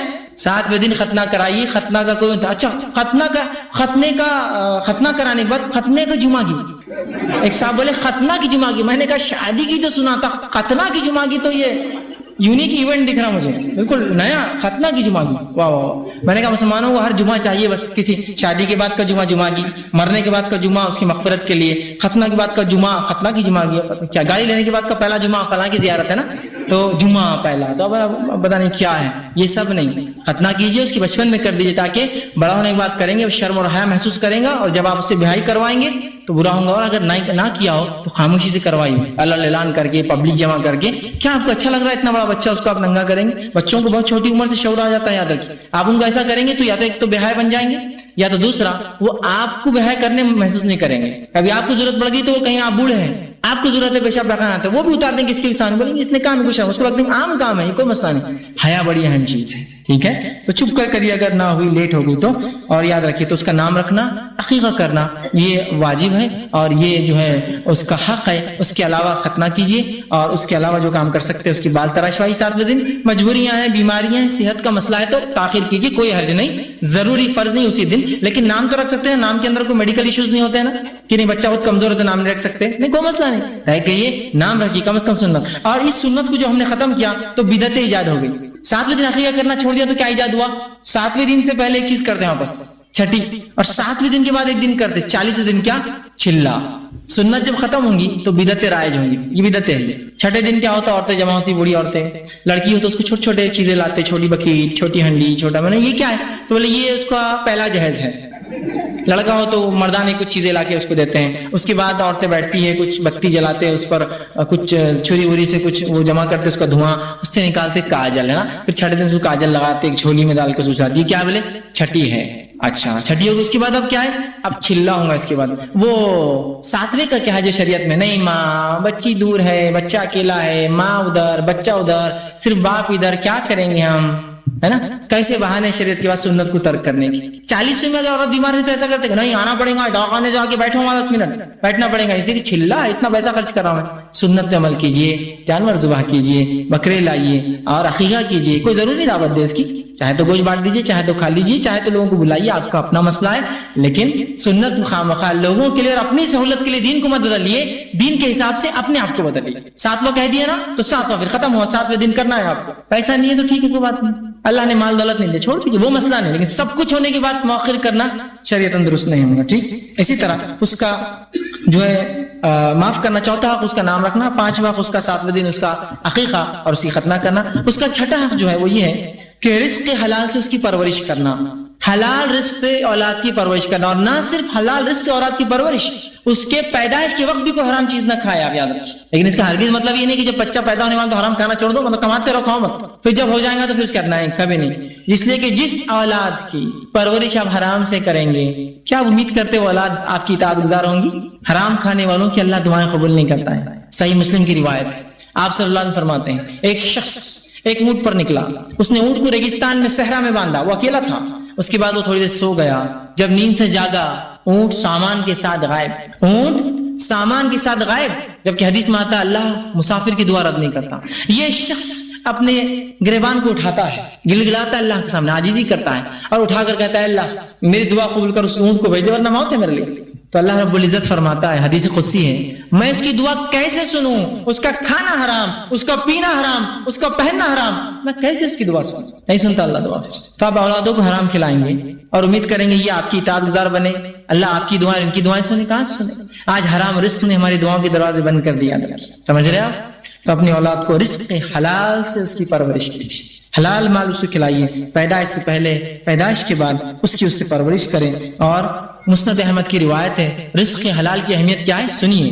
مسند احمد کی روایت ہے حسن بن علی رضی اللہ عنہما جب یہ چھوٹے تھے حضرت حسن رسول اللہ صلی اللہ علیہ وسلم کے نواسے ایک مرتبہ آئے اور صدقات کی کھجور جو آپ کے گھر پہ آتی تھی اور آپ لوگوں کو بانٹتے تھے اس کھجور میں سے ایک ٹکڑا لیا اور لے کے منہ میں ڈال لیا اور چبانے لگے. جو ہی آپ صلی اللہ علیہ وسلم نے دیکھا کہ حسن نے صدقے کا کھجور کھایا ہے اور زکات اور صدقہ آل رسول پر حرام ہے. تو حسن ابن علی نے کیا چیز کھا لی تھی؟ حرام چیز نا, یہ تو آل محمد پہ حرام ہے. آپ فوراً لپکے حسن رضی اللہ عنہ کے منہ میں انگلی ڈالی اور نکال کر کھجور پھینکا اور کہا کہ میری آل پر صدقہ اور زکات حرام ہے. تو آپ نے جو بچے سے کہا کہ تم نے جو ہے صدقے کا کھجور کھا لیا تھا, صدقہ ہمارے جو ہے خاندان پر حرام ہے. سمجھ رہے آپ بات کو؟ تو آپ نے نکال کر پھینکا, حرام چیز تھی نا اس کے لیے, اس بچے کے لیے. تو بچپن سے ان کو حلال کھلائیے. حرام غلطی سے بھی کھائے تو ان کی ہاتھ روکیے, حرام مت کھلائیے. اس لیے کہ جب آپ اولاد کو حرام کھلائیں گے تو کیا دعائیں اور کیا باقی معاملات اور کیا فرمانبردار اور کیا اطاعت گزاری آپ امید کرتے. آج ہمارے حرام رزق نے ہماری اولادوں کو ہم سے دور کر دیا ہے. رشوت خوری کہ عام ہو چکی ہے, سود عام ہو چکا ہے, اتنا عام کہ سود سے کمائی بھی چیز کی حلال ہوں گی آپ کے لیے. رشوت خور نہیں بھائی, رشوت کہاں لیتے ہیں, ہم تو تحفے لیتے ہیں. سبحان اللہ. چیز کا نام بدلنے سے کیا وہ چیز کی اہمیت, اس کی اصلیت ختم ہو جاتی ہے؟ آپ ایک گندی غلاظت تو کہیں گے یہ مٹھائی ہے تو کیا اس کی حیثیت ختم ہو رہا ہے, اصلیت ختم ہو جائیں گی؟ وہ گندگی ہے, یاد رکھیے, وہ نجس ہے, وہ گناہ ہے, یاد رکھیے. اور آپ سامنے رشوت دینے اور لینے والے دونوں پر لعنت بھیجیے, یاد رکھیے. سمجھے آپ بات کو؟ تو رشوت خوری, یہ حرام خوری ہماری اولادوں کو برباد کر رہی ہے. تو حلال اس سے اسے کھلائیے اور اپنا مال ان پر حلال مال خرچ کیجیے. بہت سے لوگ اولاد پر مال نہیں خرچ کرتے. تعلیم لینا ہے مجھے فلاں, کوئی ضرورت نہیں. لباس چاہیے مجھے, کوئی ضرورت نہیں. فلاں چیز ضرورت ہے, کوئی ضرورت نہیں. دیکھیے میں بیجا خرچ کے بالکل خلاف ہوں, لیکن بجا خرچ تو دینا چاہیے نا. کچھ لوگ ہوتے ہیں گھر کے اندر لا کے رکھا انہوں نے آئس کریم کا ڈبہ, لیکن آئس کریم کھاتے نہیں. رہنے دو بس, وہ لایا کیوں بھائی, پھر میں لایا کیوں, لانے کی حیثیت تو پھر کھا رہے کیوں نہیں اس کو. ہوتا نہیں, یہ کنجوسی اسی کہتے ہیں, کنجوسی کہتے ہیں. موبائل فون تو لے لیا, مس کال دیتے بیٹھتے ہیں, لیا کیوں, اتنی بخیلی. یہ الگ بات ہے کہ آپ پیسے نہ لمبی بات کرنا تھی تو آپ, لیکن ہر شخص وہ کر رہا ہے. گھر میں اے سی لگا ہے کبھی چلتا نہیں ہو, آفس میں اے سی لگا ہے کبھی کھلا نہیں پہلے دن سے آج تک, تو 50,000 کا اے سی لیا اور چلاتا نہیں. یار کیسی عجیب کنجوسی کا حال ہے. تو کنجوسی وہ ہوتی ہے کہ انسان بس ہو استعمال نہ کرے. گاڑی استعمال مت کرو, پیٹرول لگیں گا نا اس کو. موبائل اس طرح سے بات مت کرو بیٹا, پیسے خرچ ہوں گے نا. اب کیوں لے رہی چیز چیز, وہ چپل لی اور بغل میں لے کے گھومیے پھر اس کو, اس لیے کہ گھس جائیں گی نا نیچے چلیں گی, تو ضرورت کیا ہے پھر اس کی. یہ جو بے وجہ کنجوسی کرتے اور اپنے اولاد پہ خرچ کیجئے, اس لیے کہ اولاد پر کیا گیا خرچ بڑا افضل خرچ ہے, یاد رکھیے. ورنہ بہت سے لوگ سمجھتے مال خرچ کرنے کا ثواب صرف مسجد اور مدرسے میں ملتا. ارے یہ بھی جگہ آپ کی خرچ کرنے کی اور سب سے افضل جگہ. آئیے حدیث سن لیجیے. آپ صلی اللہ علیہ وسلم نے فرمایا اور کہا, ایک دینار ہے جو غلام کی آزادی میں خرچ ہوا, ایک دینار ہے جو غلام کی آزادی میں خرچ ہوا, ایک دینار ہے جو اللہ کی راہ میں جہاد میں خرچ ہوا, ایک دینار ہے جو مسجد میں خرچ ہوا, اور ایک دینار ہے جو گھر والوں پہ خرچ ہوا. افضلیت کے اعتبار سے گھر والوں پہ خرچ کیا دینار سب سے افضل ہے. ایک دینار ہے غلام آزادی میں خرچ ہوا, ایک دینار ہے جو جہاد میں خرچ ہوا, ایک دینار ہے جو مسجد میں خرچ ہوا, اور ایک دینار ہے جو بیوی بچوں پہ خرچ ہوا. افضلیت کے اعتبار سے بیوی بچوں پہ خرچ کیا گیا سب سے افضل دینار ہے, سب سے افضل خرچ ہے. حلال چیزوں میں تعلیم تربیت کے لیے خرچ کیجیے, لگائیے اس کے لیے پیسہ اپنا کما کر, اس لیے کہ یہ تو آپ افضل خرچ کریں, صدقہ کر رہے ہیں, آپ یہ ثواب پاتے ہیں اس کا. سمجھ رہے بات کو؟ بہت سے لوگ سمجھتے ثواب صرف وہ بھی ہے, میں انکار نہیں کر رہا مسجد مدرسے, لیکن یہ بھی افضل صدقہ ہے. اپنے بچوں کو اچھے سے اچھا کھلائیے, اچھے, لیکن بیجا خرچ فضول خرچ یہ چیز ٹھیک نہیں. یاد رکھیے یہ تو شریعت میں حرام ہے. ایک روٹی کی ضرورت ہے, وہ روٹی مہنگی سی مہنگی کیوں نہ ہو, ایک ہی لیجیے, دو نہیں, اس لیے کہ دوسرا یہ اسراف ہے.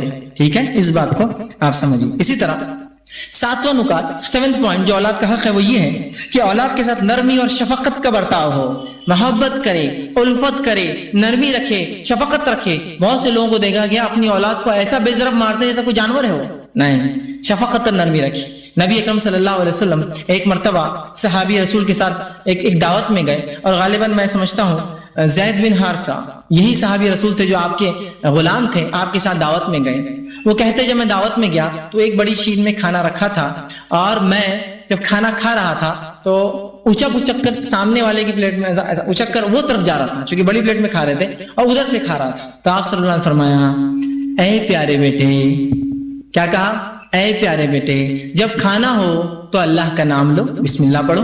اس کے بعد وہ کہتے میں الٹے ہاتھ سے کھا رہا تھا, الٹے ہاتھ سے, ایک تو دور سے الٹے ہاتھ سے, اور جب کھانا ہو تو بسم اللہ کہو, سیدھے ہاتھ سے کھاؤ, اور جو پہلے سامنے ہے وہ کھاؤ. وہ کہتے پوری زندگی پھر میں ایسے ہی کرتا رہا. بچے نے غلطی کی, یہ آپ کے سگے بیٹے نہیں تھے لیکن آپ نے غلام اپنے بچے ایسا پالا تھا. کیا کرے اے میرے پیارے بیٹے یا غلام, اے پیارے بچے, جب کھاؤ تو اللہ کا نام لو, سیدھے ہاتھ سے کھاؤ, جو پہلے سامنے کھاؤ, پھر آگے سے لوگ ضرورت ہے تو ان کے سامنے تھا پھر بھی آگے سے کھا رہے, بچے تھے نا. سمجھا؟ میں اور آپ تو کیا کرتے تھے, بچہ آیا کھانے میں, نکل یہاں سے, تیرے کو تمیز ہے کھانے کی, باپ کی پلیٹ میں ہاتھ ڈال, ہے نا. تو میں اپنے الفاظ میں آج کل کے والد کو برا مت لگنے دیجیے, میں بھی ایک والد ہوں, آج کل کے والدوں کو میں کہتا ہوں اینگری ینگ مین کا رول ادا کرتے ہیں. اینگری ینگ مین, حالانکہ آفس میں یوں رہتے باس کے سامنے, جی سر جی سر, کسٹمر آ گیا جی سر جی سر, سب کے, لیکن جب گھر میں آ گیا اینگری ینگ مین, دھوڑ آتے, بچے بولتے باپ آ گیا بھاگو, سب ادھر ادھر, سب دور دور. کیوں, کون ہے, ابا آ گئے. ادھر سے ماں بولتی دیکھو ابا آ گئے, ہنسنا مت ان کے سامنے, باقی سب چلتا. بچے ایک دم خاموش. اگر بچہ ہنستے بیٹھا ہوا ہے اور باپ آیا, کیوں ہنستا ہے, ہاں نہیں میں ایسے ہنسا تھا, خاموش, ٹھیک ہے ہنسو مت. اس کے بعد جب باپ کھانے کو بیٹھیں گا تو ماں بولتی سرک جاؤ سب, باپ کھانا کھا رہا. اس لیے کہ ہم جو باپ ہوتے ہیں آج کل جس طرح کا ہم نے ماحول بنا دیا, جب باپ کھانا کھا رہا ہوتا ہے تو درخت وہ ایک بلی جیسا ہو جاتا ہے. بلی کی معلوم خصوصیت اب کیا ہے, بلی آپ کی بہت پالی ہوئی ہے, بہت چاؤ کی ہے, بہت سنبھالی ہوئی ہے, بہت محبت سے رکھتے. کھاتے وقت ہاتھ ڈالی اس کے پاس, وہ کیا کرتی معلوم, ادھر منہ رہتا ہے ادھر پنجہ مارتی ہو تو آپ پیچھے ہٹ جاتے. کھاتے وقت بلی کسی کی نہیں ہوتی, یاد رکھیے. آپ کتنا ہی لاڑ سے پالیے اس کو, کھانا دیجیے وہ آپ پہ غراتی, پھر وہ آپ بولتے نہیں سے دور. تو آج ہمارا بھی معاملہ یہ کہ جب کھانے بیٹھتا ہے کہ ایک مسلمان باپ تو بلی ایسا, تو بچے بولتے دور سے نکلو. تو اگر میرا بچہ ہوتا اور پلیٹ میں ایسا کرتا تو سب سے پہلے تو پڑتا, بولا تھا اس کو ساتھ مت دو میرے, تمہاری ماں نے بھیجی کہ بھاگ نکلو یہاں سے, آئندہ میرے سامنے دکھنا نہیں, میرے ساتھ کھانا نہیں. اس نے یہ طریقہ ہے شفقت اور محبت کہ بچے کو ساتھ بٹھا کے کھلائیے, سکھائیے, بیٹا بسم اللہ پڑھے, سامنے سے کھاؤ, انکل کو ستاؤ مت, اپنے اس میں سکھاؤ. بچوں کی تربیت دینا پڑیں گی, یاد رکھیے. تو شفقت, رحم, محبت, انسیت کا معاملہ رکھیے. نبی اکرم صلی اللہ علیہ وسلم ایک مرتبہ ایک شخص آیا بدو, آپ صلی اللہ علیہ وسلم بچے کو لے کے چوم رہے تھے, محبت کر رہے تھے, شفقت. اس نے کہا اللہ کے رسول, آپ بچوں کو چومتے ہیں, ہم اپنے بچوں کو نہیں چومتے, ہم یہ شفقت رحمت نہیں دکھاتے. تو اللہ کے رسول صلی اللہ علیہ وسلم فرماتے, اور آپ نے فرمایا اور کہا کہ اگر اللہ نے تیرے دل میں رحمت نہیں رکھی ہے تو میں کیا کر سکتا ہوں اس کے لیے, میں کیا کروں کہ اگر اللہ نے تیرے دل سے رحم کو اٹھا لیا ہے تو میں کیا کرتا ہوں. مطلب بچوں سے محبت اللہ کی طرف سے رحم کی علامت ہے. شفقت, محبت, لاڑ, پیار, انسیت.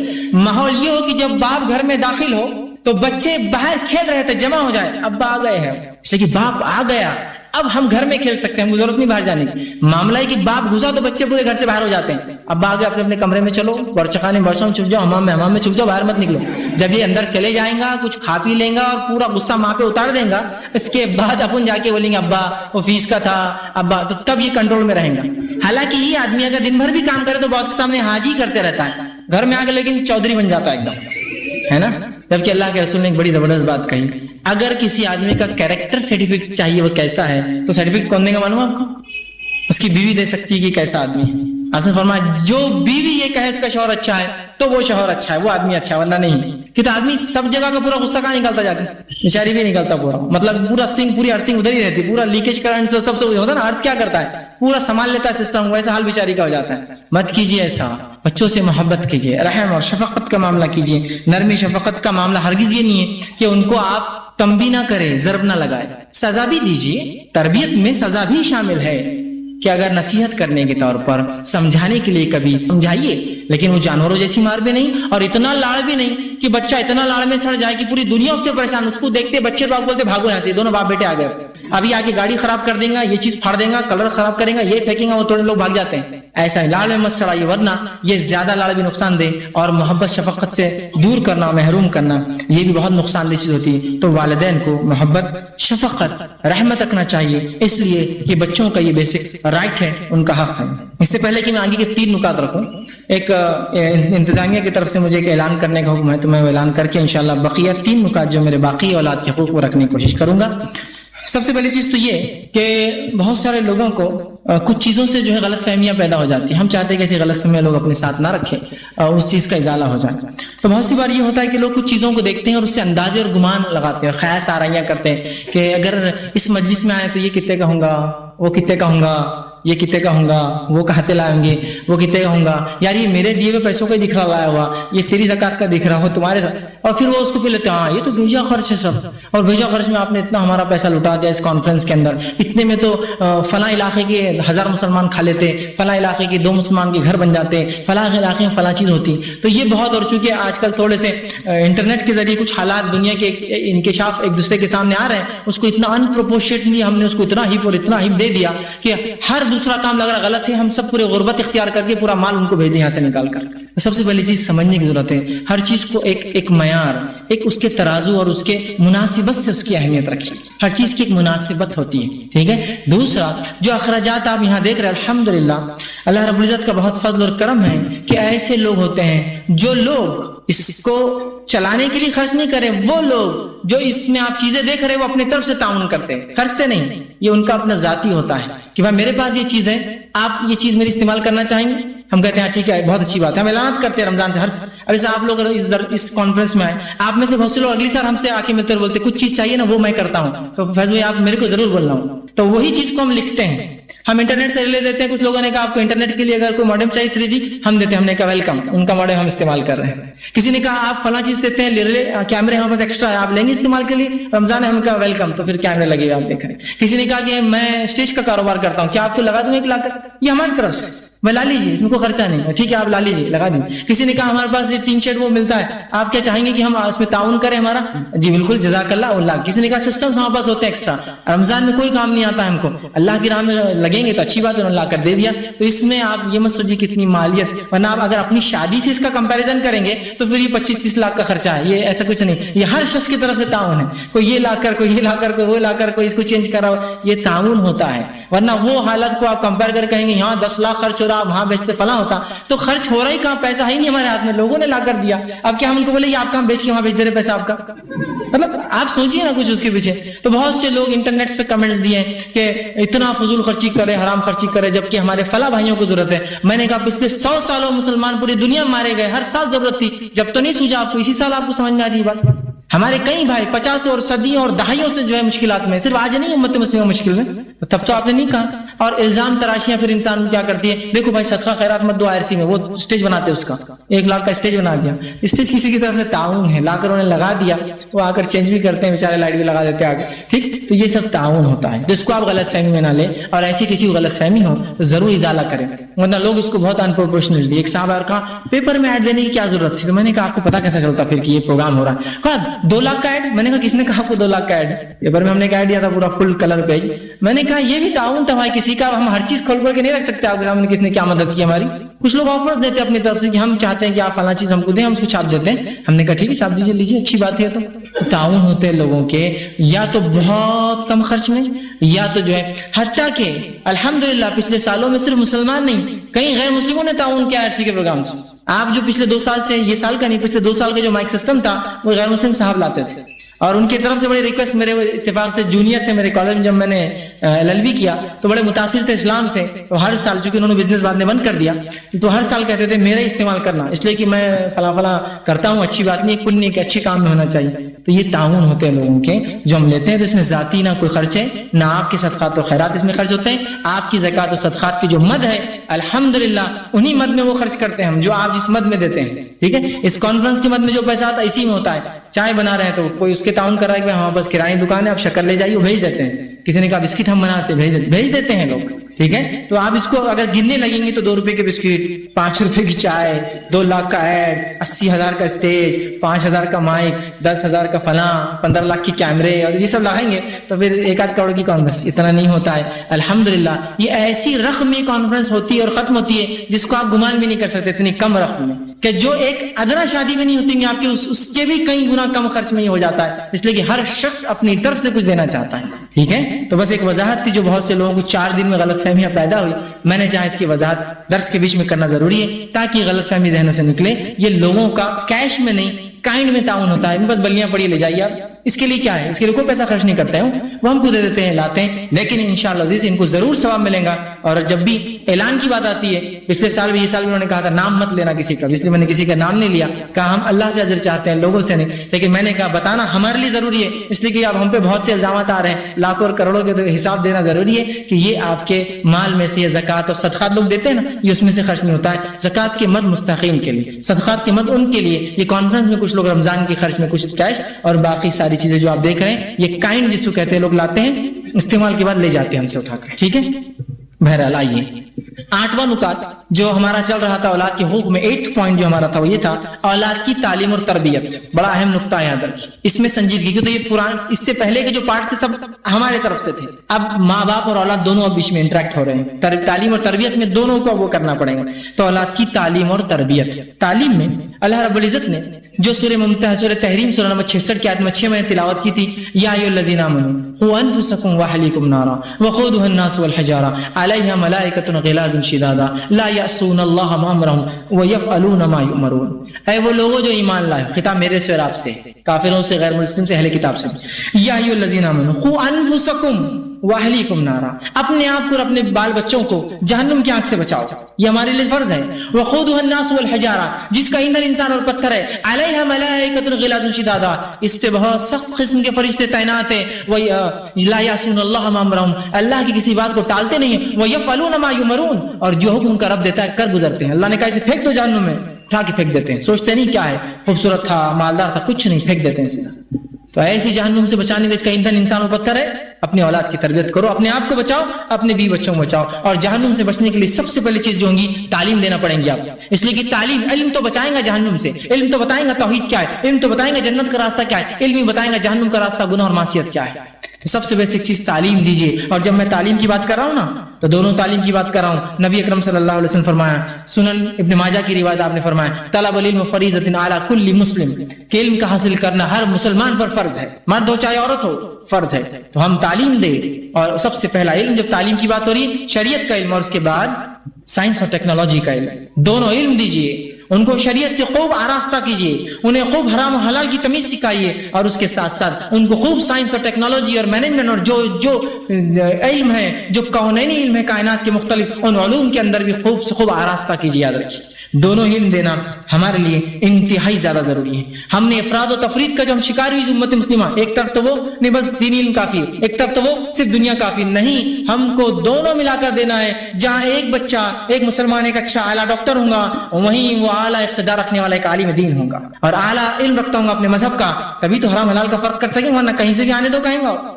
جہاں ہمارا مسلمان بچہ ایک اچھا انجینئر بنے, اعلیٰ سے اعلیٰ تعمیرات اور اعلیٰ سے اعلیٰ بریجز اور اعلیٰ سے اعلیٰ چیزیں جس سے انسانیت نفع اٹھائے بنائے, وہیں وہ شریعت کے حرام حلال کا علم رکھتا ہو, کیا کرنا اور کیا نہیں کرنا ہے, کیا اجازت ہے اور کیا اجازت نہیں ہے, علم رکھتا ہو. تو ہمیں یہ چاہیے, ورنہ ایک طبقہ ہے علم شریعت کا علم حاصل کر رہا ہے, ایک طبقہ ہے دنیاوی, دونوں میں کوئی میل ہی نہیں, تو یہ منمانی کر رہا ہے, وہ منمانی کر رہا ہے. تو ہمیں ایسے انجینئرز جو ساتھ میں عالم دین ہوں, ایسے ڈاکٹرز جو شریعت کا علم رکھتے حلال حرام کا, ایسے لوگ جو یہاں دنیا میں اعلیٰ سے اعلیٰ تعلیم اور دین کے اندر اعلیٰ سے اعلیٰ معیار اور اقتدارات رکھتے ہو, یہ بہت انتہائی ضرورت ہے, اس وقت کی ضرورت ہے, یاد رکھیے. اور اس کے لیے ہر بار اسکول مت دیکھیے بھائی فلاں اسکول کھلے گا تو ہوں گا, آپ کو دینا ہی ہے, اس لیے کہ ماں کی گود پہلا مدرسہ ہے بچے کے لیے. آپ کیا سمجھتے ہیں, شریعت نے جو ماؤں کو, عورتوں کو گھر میں رہنے کا کس لیے کہا, ناول پڑھنے کے لیے, ٹی وی دیکھنے کے لیے نہیں, اولاد کی تربیت کے لیے آپ کو شریعت نے گھر میں رکھا. آپ سب سے بڑا کارنامہ انجام دیتے ہیں, آپ ہی تو وہ لوگ بناتے ہیں جن لوگوں کو ہم بڑے بڑے ناموں سے پہچانتے ہیں. یہ امت مسلمہ کی ماؤں کے کارنامے تو تھے جن لوگوں نے ایسی اولادیں پیدا کی جن کو بڑے بڑے القاب اور ناموں سے ہم پہچانتے ہیں. عبداللہ ابن عمر, پہچانتے ہیں شخص کو, عمر ابن خطاب کے بیٹے ہیں. عبداللہ ابن عباس, سنا ہے کبھی نام, مفسر قرآن اللہ کے رسول فرماتے ہیں. ٹھیک ہے, اسی طرح جو اسامہ بن زید, جانتے ہیں شخص کو جو 17 سال میں جس کو اللہ کے رسول صلی اللہ علیہ وسلم نے رومی حکومت سے لڑنے کے لیے سپہ سالار بنایا, اور جس کی فوج میں ادنا سپاہی کی حیثیت سے 2 بڑی بڑی شخصیات تھی, ابوبکر صدیق اور عمر ابن خطاب. 17 سال کا نوجوان ہے. یہ عبداللہ ابن عباس ہے, رسول اللہ کے انتقال کا ان کی عمر 13 سال ہے, 13 ایئرز, 13 سال سمجھتے ہیں آپ, 13 سال, 1 پہ 3, 13, ان کی عمر 13 سال تھی. جو مفسر قرآن ہے, ان کی تفسیر پتھر کی لکیر ہے. تو 13 سال میں عبداللہ میں یہ خصوصیتیں کہاں سے آئی, یہ اس کی ماں کی تربیت تھی. عباس تو اپنے تجارت میں, اپنے بزنس میں آپ صلی اللہ علیہ وسلم کے ساتھ لگے تھے, کہاں وقت. عبداللہ ابن عمر جو اس امت کے جو ہے, یہ جو ہے بہت بڑے جو ہے فقیہ ہے, یہ جو ہے رسول اللہ کے انتقال کے 17 سال عمر تھی. یہ فقہ، یہ علم، یہ ہنر کہاں سے سیکھا؟ یہ ماؤں کی تربیت تھی جو ایسے نوجوان ہمیں دکھتے ہیں سامنے. یہ اسامہ بن زید ہے، ان کے والد زید بن حارثہ بچپن سے لے کر پوری زندگی رسول اللہ کے پیچھے لگے ہیں. کس نے اسامہ کو تربیت دی؟ جو اسامہ اتنے بڑے، جب اس زمانے کے سب سے بڑے جو ہے طاقت سے روم سے لڑنے جا رہے ہیں، آپ صلی اللہ علیہ وسلم نے اسامہ کو وہ بینر، وہ جھنڈا دیا اور سپہ سالار بنایا. سمجھ رہے آپ ان چیزوں؟ اور عائشہ عائشہ بنت ابو بکر، نام سنا ہے نا؟ ہماری ماؤں میں سے ایک ماں ہے. نبی اکرم صلی اللہ علیہ وسلم کے انتقال کے دن کی عمر 19 سال تھی. 19 سال کی یہ تھی. اور علم الفرائض، میراث کا علم، ان سے اچھا کوئی نہیں جانتا. ہر شخص جب میراث کا مسئلہ ہوتا تو بڑے بڑے صحابہ گھر پہ دستک دیتے، عاجزی سے کھڑے ہوتے اور وہ اندر سے سوال کرتے، باہر سے وہ اندر سے جوابات دیتی کہ اس کا مسئلہ یہ، اس کو اتنا دے دو، اس کا مسئلہ اتنا ہے، اس کو دے دو. یہ انتہائی کیلکولیٹو ورک ہوتا ہے، میتھمیٹیکل کیلکولیشنز ہوتے ہیں اس کے اندر، جو بہت سارے بڑے بڑے علماء بھی کہتے ہیں یہ میرے پاس مت لاؤ سوال، آپ کہیں اور لے جاؤ، چونکہ یہ بہت معاملہ پیچیدہ ہوتا ہے. تو یہ 19 سال کی یہ لڑکی اور یہ نوجوان لڑکے، یہ کس کی تربیت کا نتیجہ تھی؟ جب ماؤں نے اپنی گود کو مدرسہ چھوڑ دیا اور جب ماؤں نے اپنے وقت کو ٹی وی اور فضول وقتوں برباد کرنا، بازاروں میں گھومنا، بازاروں کی شان بننے میں اور گندے گندے پکچر، میگزین، ناول پڑھنے میں لگا دیا، تو پھر امت مسلمہ کی نسلیں بگڑ گئی. یاد رکھیں. تو آپ کو گھروں میں اللہ نے اس لیے رکھا کہ آپ کو تربیت کرنا ہے. تو ماں کی بڑی ذمہ داری ہے اولاد کی تربیت، باپ کی ذمہ داری ہے اس تربیت پہ نگاہ رکھے. تو ماں کی حیثیت ایک ٹیچر کی ہے جو تربیت دیں گی، باپ ایک پرنسپل کے ساتھ آ کر چیک کریں گا کہ کیا ہوا، آج کیا پڑھے، ماں سے کیا سیکھے، سنا مجھے سننا ہے آپ نے کیا سیکھا، اور پھر اگلا کیا نکات دوں گا طے کیا ہے. میں نہیں کر رہا ہوں مرد بڑا ہے اور عورت چھوٹی، میں کہنا چاہ رہا ہوں مرد چونکہ باہر کی ذمہ داریاں بھی کر رہا ہے، وہ رات میں آ کے چیک ہی کر سکتا ہے نا. آپ دن بھر گھر میں، آپ بھی بزی ہے، میں جانتا ہوں، آپ کام کر رہی ہے، آپ چولہا چکی کر رہی ہے، لیکن چولہا چکی میں وہ مشقت نہیں ہوتی جو مشقت لوگوں سے تعلقات رکھنے میں، ان کی باتیں سننے میں، لوگوں کی جو ہے بری باتیں، اچھی چیز دے کر بھی کسٹمر کی باتیں سنو، لوگ بھاؤ گراتے ہیں، آدمی کا دماغ خراب ہو جاتا ہے. تو وہ تکلیفیں جو ہے زیادہ ہوتی. شریعت نے کہا تم دیکھو، تو باپ نظر رکھیے کیا ہو رہا ہے، ماں تربیت دے، لیکن دونوں مل کر سکھائیں گے. باپ یہ نہیں کہا میرے کو معلوم ہو گیا، دیکھو تمہارا ذمہ ہے، بچپن نے بول دیا، اب تم دیکھو کیا ہے. میں آپ روز چیک کریں گے بیٹا آج کیا ہوا، چونکہ ماؤں سے بچے زیادہ گھلے ملے ہوتے تو کبھی بار سنتے نہیں ان کی بات. جب باپ پوچھتا کیا ہوا تو بولتے نہیں وہ ہم کر رہے تھے فلاں، وہ سنتے، پھر بولتے دیکھو میں نے اس کو سمجھا دیا، اب کل آپ سیکھیں گے امی سے اور کل مجھے سنائیں گے کیا ہوا. ٹھیک ہے. تو آپ بھی نظر تعلیم اور تربیت کیجیے. دوسرا، تربیت میں، تعلیم تو ہوا، تربیت میں ان کے اچھے اخلاق بنائیے، اچھے اخلاق بنائیے. آج امت مسلمہ اپنے اخلاق سے اتنی گری ہوئی ہے. اس کی مثالیں ہمارے محلوں کے چھوٹے چھوٹے بچے ہیں کہ اگر کسی بچے کو غلطی سے کچھ ہو جائے تو بولتا سمجھتا نہیں کہ مولانا دیکھ کے نہیں چلتے کیا. تو حیرت ہوتی ہے بچہ کیسی بات کر رہا بڑوں سے، کیا اس کو اتنی سمجھ نہیں، حالانکہ غلطی اس کی ہے 100%، پھر بھی لوگ جو اس کو وہ کرتے ہیں. اور کبھی تو ایسا ہوتا ہے کہ اگر لڑکیاں ہوں تو پھر تو آدمی کچھ بھی نہیں بول سکتا. بچیوں کا معاملہ ہو، ان کا ایک معاملہ بھی ایسا ہوتا ہے جیسا انہوں نے نیزہ مار دیا، کیونکہ وہ ان کو کیا بولیں گے، آدمی جواب دے ہی نہیں سکتا. عورت کا معاملہ ہے نا. تو بچے جواب دے رہے بڑوں کو، بد اخلاقی کر رہے ہیں، ان کو گالیاں دے رہے ہیں، اور والدین اپنے بچوں کو محفلوں میں لے جانے میں شرما رہے ہیں اس لیے کہ یہ بدنام ناک کاٹ کے آئیں گے. کیا تربیت دے رہے ہیں آپ بچوں کو؟ ایسی تربیت کہ آج آپ یہاں شرما رہے ہیں، کل کو روز قیامت کہاں پہچانیں گے ایسی اولادوں کو آپ جو ایسا آپ کی زندگی میں کر رہی ہو. بالا سے اعلیٰ ان کو جو ہے تربیت دیجیے، ایسی تربیت جس کے اندر لگے تو تھوڑا ضرب بھی لگائیے، ان کو نصیحت کیجیے ان کو. سمجھ رہے؟ ایک نبات اللہ مکسچر ہوتا ہے جہاں رسی ہاتھ سے بھی نہ چھوٹے اور مکمل ڈھیل بھی نہ ہو. سمجھ رہے بات کو؟ جہاں لگے رسی ٹوٹیں گے ڈھیل دے دیجیے، پھر لگا اس کو کھینچ دیجیے. یہ ایک بہت نازک رشتہ ہوتا ہے. آج میں ایک بات ضرور کہوں گا کہ ہمارے والدین نے یا اس امت کے والدین جو ہے، ماں باپ جو ہے، بڑے لوگ ہیں، ہم نے بچوں سے وہ تعلقات نہیں بنائے جو تعلقات میرے اور آپ کے ہونا چاہیے تھا ہم لوگوں کی. یہ بہت افسوس کی بات ہے کہ ایک نسل اور دوسری نسل میں زمین آسمان کا فرق ہے. باپ بولتا کرو، بیٹا بولتا کیسا کرتے حضرت میں دیکھتا. کیوں ایسا ہو رہا ہے؟ اس لیے کہ یہ رشتہ وہ رشتہ ہی نہیں ہے. علی بن ابی طالب نے اتنی پیاری بات کی، اگر اس کو آپ سمجھیں گے، علی رضی اللہ عنہ نے اتنی پیاری بات کی، فرمایا جب یہ 7 سال تک ہوتے ہیں تو تم ان سے کھیلتے ہو. بچے 7 سال تک ہوتے ہیں نا، آپ کھیلتے ہو ان سے، کھیلتے ہو. جب یہ اس کے بعد 7 سال کے ہوتے ہیں تو ان کو تعلیم دیتے ہو، مطلب 0 سے لے کر 7 سال تک کھیلتے ہو تم ان سے، 7 سے لے کر 14 تک تربیت دیتے ہو. اور اس کے بعد کے 7 سال وہ تمہارے دوست ہوتے ہیں، بازو کھڑے ہوتے ہیں تمہارے. اب بچہ جوان ہو رہا ہے، 14 سال کا ہو گیا، اب دوست ہے تمہارا، تو اب تمہارا وہ دوست ہوتا ہے. ساتھی بنائیے اپنے بچوں کو. یہاں معاملہ یہ کہ باپ دشمن بناؤ بچوں کا. ابا تو یہ نہیں بولنے والے، میں معلوم ابا تو یہ سننے والے نہیں، ابا کو بول کے ہم تک گئے، 14 سال 15 سال سے دیکھ رہے حضرت کا معاملہ بدلتا نہیں. تعلقات بدلیے.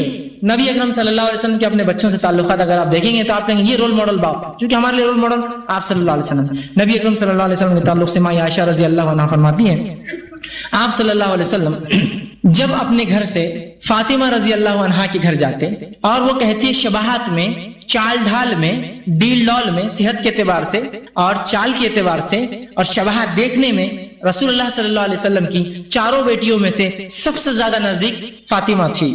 سب سے زیادہ دیکھنے دکھانے، چال ڈھال، ڈیل ڈال، چلتی بھی تو آپ کی جیسا شباہت آتی، جسمانی اعتبار سے آپ کی جیسی، اور اسی طرح شباہت چہرے سے پہچان لیتا کہ یہ جو ہے اللہ کے رسول کی بیٹی ہوں گی ہوتا، تو سب سے زیادہ قریب تھی. آپ صلی اللہ علیہ وسلم جب ان کے گھر جاتے، چونکہ ماں عائشہ کی شادی کے بعد آپ نے دیکھا، چونکہ پہلے کچھ بیٹیوں کا انتقال آپ کا پہلے ہی ہو چکا تھا، جنگ بدر سے پہلے کچھ کا ہو چکا تھا، 2 کا، اس کے بعد 1 کا، تو ایک ہی تھی جو حیات تھی آپ کی زندگی میں، اور یہ بھی 6 مہینے بعد انتقال کر گئی آپ سمجھیں. تو بہرحال آپ صلی اللہ علیہ وسلم ان کے گھر جاتے، باپ کا ماڈل، باپ کیسا تعلق رکھیں گے.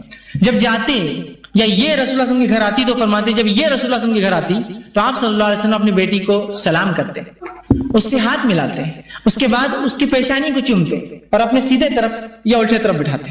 بیٹی آئی، ویلکم کیا، سلام کیا، اس کا سر چومتے اور سیدھے طرف یا الٹے طرف بٹھاتے، ہاتھ ملاتے. اس سے ہاتھ ماں باپ بچوں سے ہاتھ ملا سکتے ہیں، یاد رکھیے، ماں بچے سے، لڑکے سے گلے بھی مل سکتی ہے، اس لیے کہ یہ محرم رشتے ہیں پورے. تو ہاتھ ملاتے، ویلکم کرتے، بوسا لیتے سر پہ، سیدھے دائیں جانب بٹھاتی. اور یہ معاملہ صرف اللہ کے رسول کا نہیں تھا، باپ کی تعلیم ایسی تو بچے ویسی ہوں گے. وہ کہتی ہے جب اللہ کے رسول ان کے گھر جاتے ہیں، حضرت علی کے گھر جاتے ہیں ملنے، تو یہ اٹھ کر آتی، اپنے باپ کو سلام کرتی، باپ سے ہاتھ ملاتی، آپ صلی اللہ علیہ وسلم کی پیشانی چومتی اور آپ کو اپنے دائیں اور بائیں جانب بٹھاتی، سیدھے یا الٹے طرف. کیسا رشتہ ہے ماں جو ہے باپ اور بیٹی کا. آپ سمجھو چونکہ بیٹے نہیں تھے تو ہم وہ مثال نہیں دے سکتے بیٹوں کی، اس لیے بیٹی کی دے رہا ہوں. ٹھیک، بیٹی بھی ہوتی تو آپ کا سلوک ہی ہوتا بچوں کے ساتھ. تو بظاہر سے بیٹی شادی شدہ بڑی ہے، لیکن تعلقات دیکھیے آج کہاں والدین کی تعلقات ہیں. اگر کسی باپ سے پوچھ لی وہ آپ کا بچہ کون سی کلاس میں، پتہ نہیں کون سی کلاس میں، کہاں جاتا پڑھنے، پتہ نہیں کہاں جاتا ہوں، کون سے فلاں، نہیں مجھے کچھ نہیں معلوم، اس کی اما سے پوچھا، اس کے دوستوں سے پوچھو. سبحان اللہ، آپ کو آپ کے بیٹے کا اگر نہیں معلوم اور آپ کو دنیا کی خبر ہے، ارے کیا چتر آدمی ہے، مارکیٹ کیا چل رہا پورا معلوم ہے، تجھے اپنے بیٹے کا نہیں معلوم، کیا مارکیٹ جان کے کرے گا. جو تیرا آخرت کا سودا ہے وہ برباد کر دیا، اور بڑا مارکیٹ معلوم، یہ معلوم، وہ معلوم، تجارت میں یہ دھار کاری ہے، فلاں ہے، ایسا کرتا ویسا کرتا. تعلقات نہیں آپ کے اپنے بچوں سے، تعلقات گہرے بنائیے بچوں سے، دوست بنائیے ان کو جب وہ بالغ ہو جائے. جیسے حضرت علی کا قول ہے 7 سال کھیلو، 7 سال تربیت دو، 7 سال وہ تمہارے دوست ہے، پھر اب یہاں سے شیئر کیجیے ان سے. یہ بڑی اہم چیز ہے، اور اس کی مثال اللہ رب العزت نے قرآن میں دی. جو ایک واقعہ آتا ہے، جو موسیٰ علیہ السلام جب مصر سے بھاگے مدین پہنچے، مدین میں جب پہنچے تو پورا ایک واقعہ چلتا ہے. اس طرح سے علماء لکھتے ہیں وہ شعیب علیہ السلام تھے، اور وہ عورت جو تھی وہ صفورہ علیہ السلام جو ان کی بیوی جو ہے بیٹی تھی، جو بعد میں موسیٰ علیہ السلام کی کیا بنی، بیوی بنی. بہرحال وہ تفسیر ہے، قرآن میں نام نہیں ہے. تو موسیٰ علیہ السلام جب پہنچے مدین میں دیکھا کہ لڑکیوں پہ ظلم ہو رہا ہے، بکریاں ان کی پہلی آئی، پانی انہوں نے نکالا، اور بکریاں پانی دوسرے کی پیتی آ کر، اور دوسرے لوگ پلاتے ہیں، اور نبی ظلم برداشت نہیں، ابھی نبی بنے نہیں تھے لیکن ظلم برداشت نہیں ہوا. کہا یہ ظلم ہے، آپ آگے بڑھے اور آپ نے خود بکریوں کو پانی نکال کر پلایا، اور ان کو کہا کہ تم بعد میں اور بعد میں پینا. اس کے بعد اس میں سے ایک قرآن نے کہا جو بڑی کی 2 میں سے، اس نے کہا کہ ہمارے والد جو ہے بوڑھے انسان ہیں، شیخ کبیر، بہت بوڑھے انسان، مطلب شعیب علیہ السلام، جو تفسیر میں آتا ہے. کیا ایسا ہوگا کہ آپ ہمارے والد کے پاس چلے اور ہمارے پاس رہے، آپ اجنبی دکھتے ہیں زمین کے اندر. بچیوں کو یہ لگا ایک اچھی چیز ہے، ایک نوجوان ہے، ایماندار ہے، انصاف کرنے والا، ہماری بستی میں ہے، اگر ہمارے والد رکھ لے تو ان کو کوئی لڑکا نہیں تھا. کہا چلیے.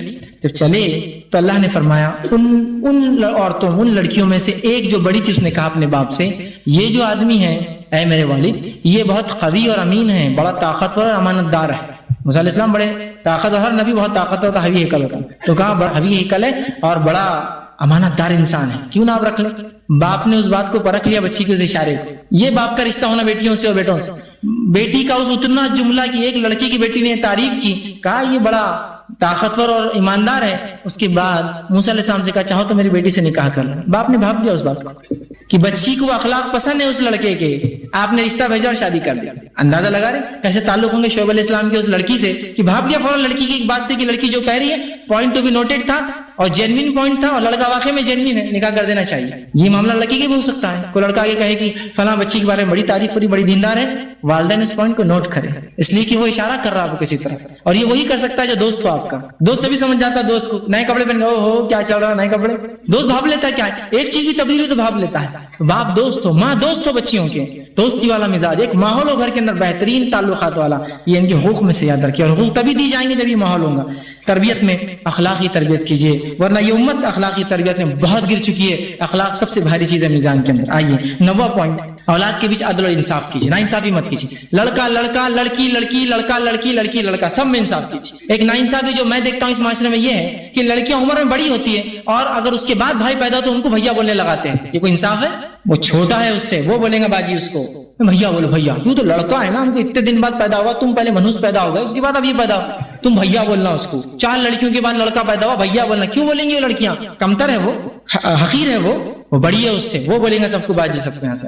اور ہم تو اتنی ناانصافی کرتے ہیں بچوں میں عدل بہت ضروری ہے. اتنی ناانصافی کہ پیڑے آئے تو اور جلیبی آئی تو. سمجھ گئے کیا ہوا؟ سمجھ گئے آپ؟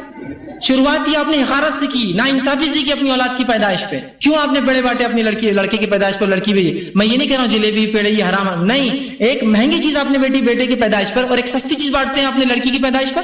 آپ فرق کر رہے ہیں اپنی اولاد میں، دونوں کو برابر بانٹیے.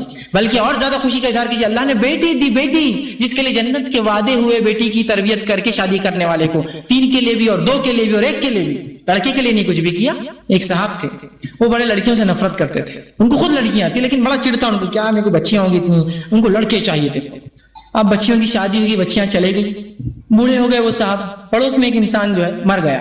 جب ان کے پڑوس سے مرا تو انہوں نے اپنی بہو سے پوچھا، بہو کو معلوم تھا بچیوں سے بڑی نفرت کرتے، لڑکیوں سے ان کو پسند نہیں تھی. تو انہوں نے کہا، اس آدمی نے کہا کہ بیٹا اس کے گھر میں مر گیا، وہ ان کا دوست تھا جو مرا، کو رونے والا نہیں ہے. تو اس بہو نے کہا ان کے گھر میں بیٹیاں نہیں ہے نا، بیٹیاں روتی بیٹے تھوڑی روتے ہیں. تو اس شخص کو بڑا احساس ہوا کہ آج تک میں نے، صحیح بات ہے نا، ایک بیٹی جو اپنے گھر سے 50,000 کلومیٹر بھی دور رہتی ہے اور ایک بیٹا جو باپ کے بازو کمرے میں سوتا ہے، اس بیٹی کو معلوم ماں باپ کی تکلیف کیا، اس بیٹے کو نہیں معلوم ہوتی. وہاں سے خبر لیتی ہے، اب وہاں سے فون لگا کے کیا حالات ہے، آج بہو نے، آپ کی بھابھی نے کچھ کھلایا نہیں کھلایا. تو یہ پڑوس میں روم ہے بیٹے کا، وہ بہو نہیں پوچھنے والی، لیکن وہ 1000 میل دور سے فون کر کے پوچھتی ہے آپ ٹھیک تو ہے نا، خیریت سے تو ہے نا. تو کہا ان کو بیٹیاں کہاں تھیں؟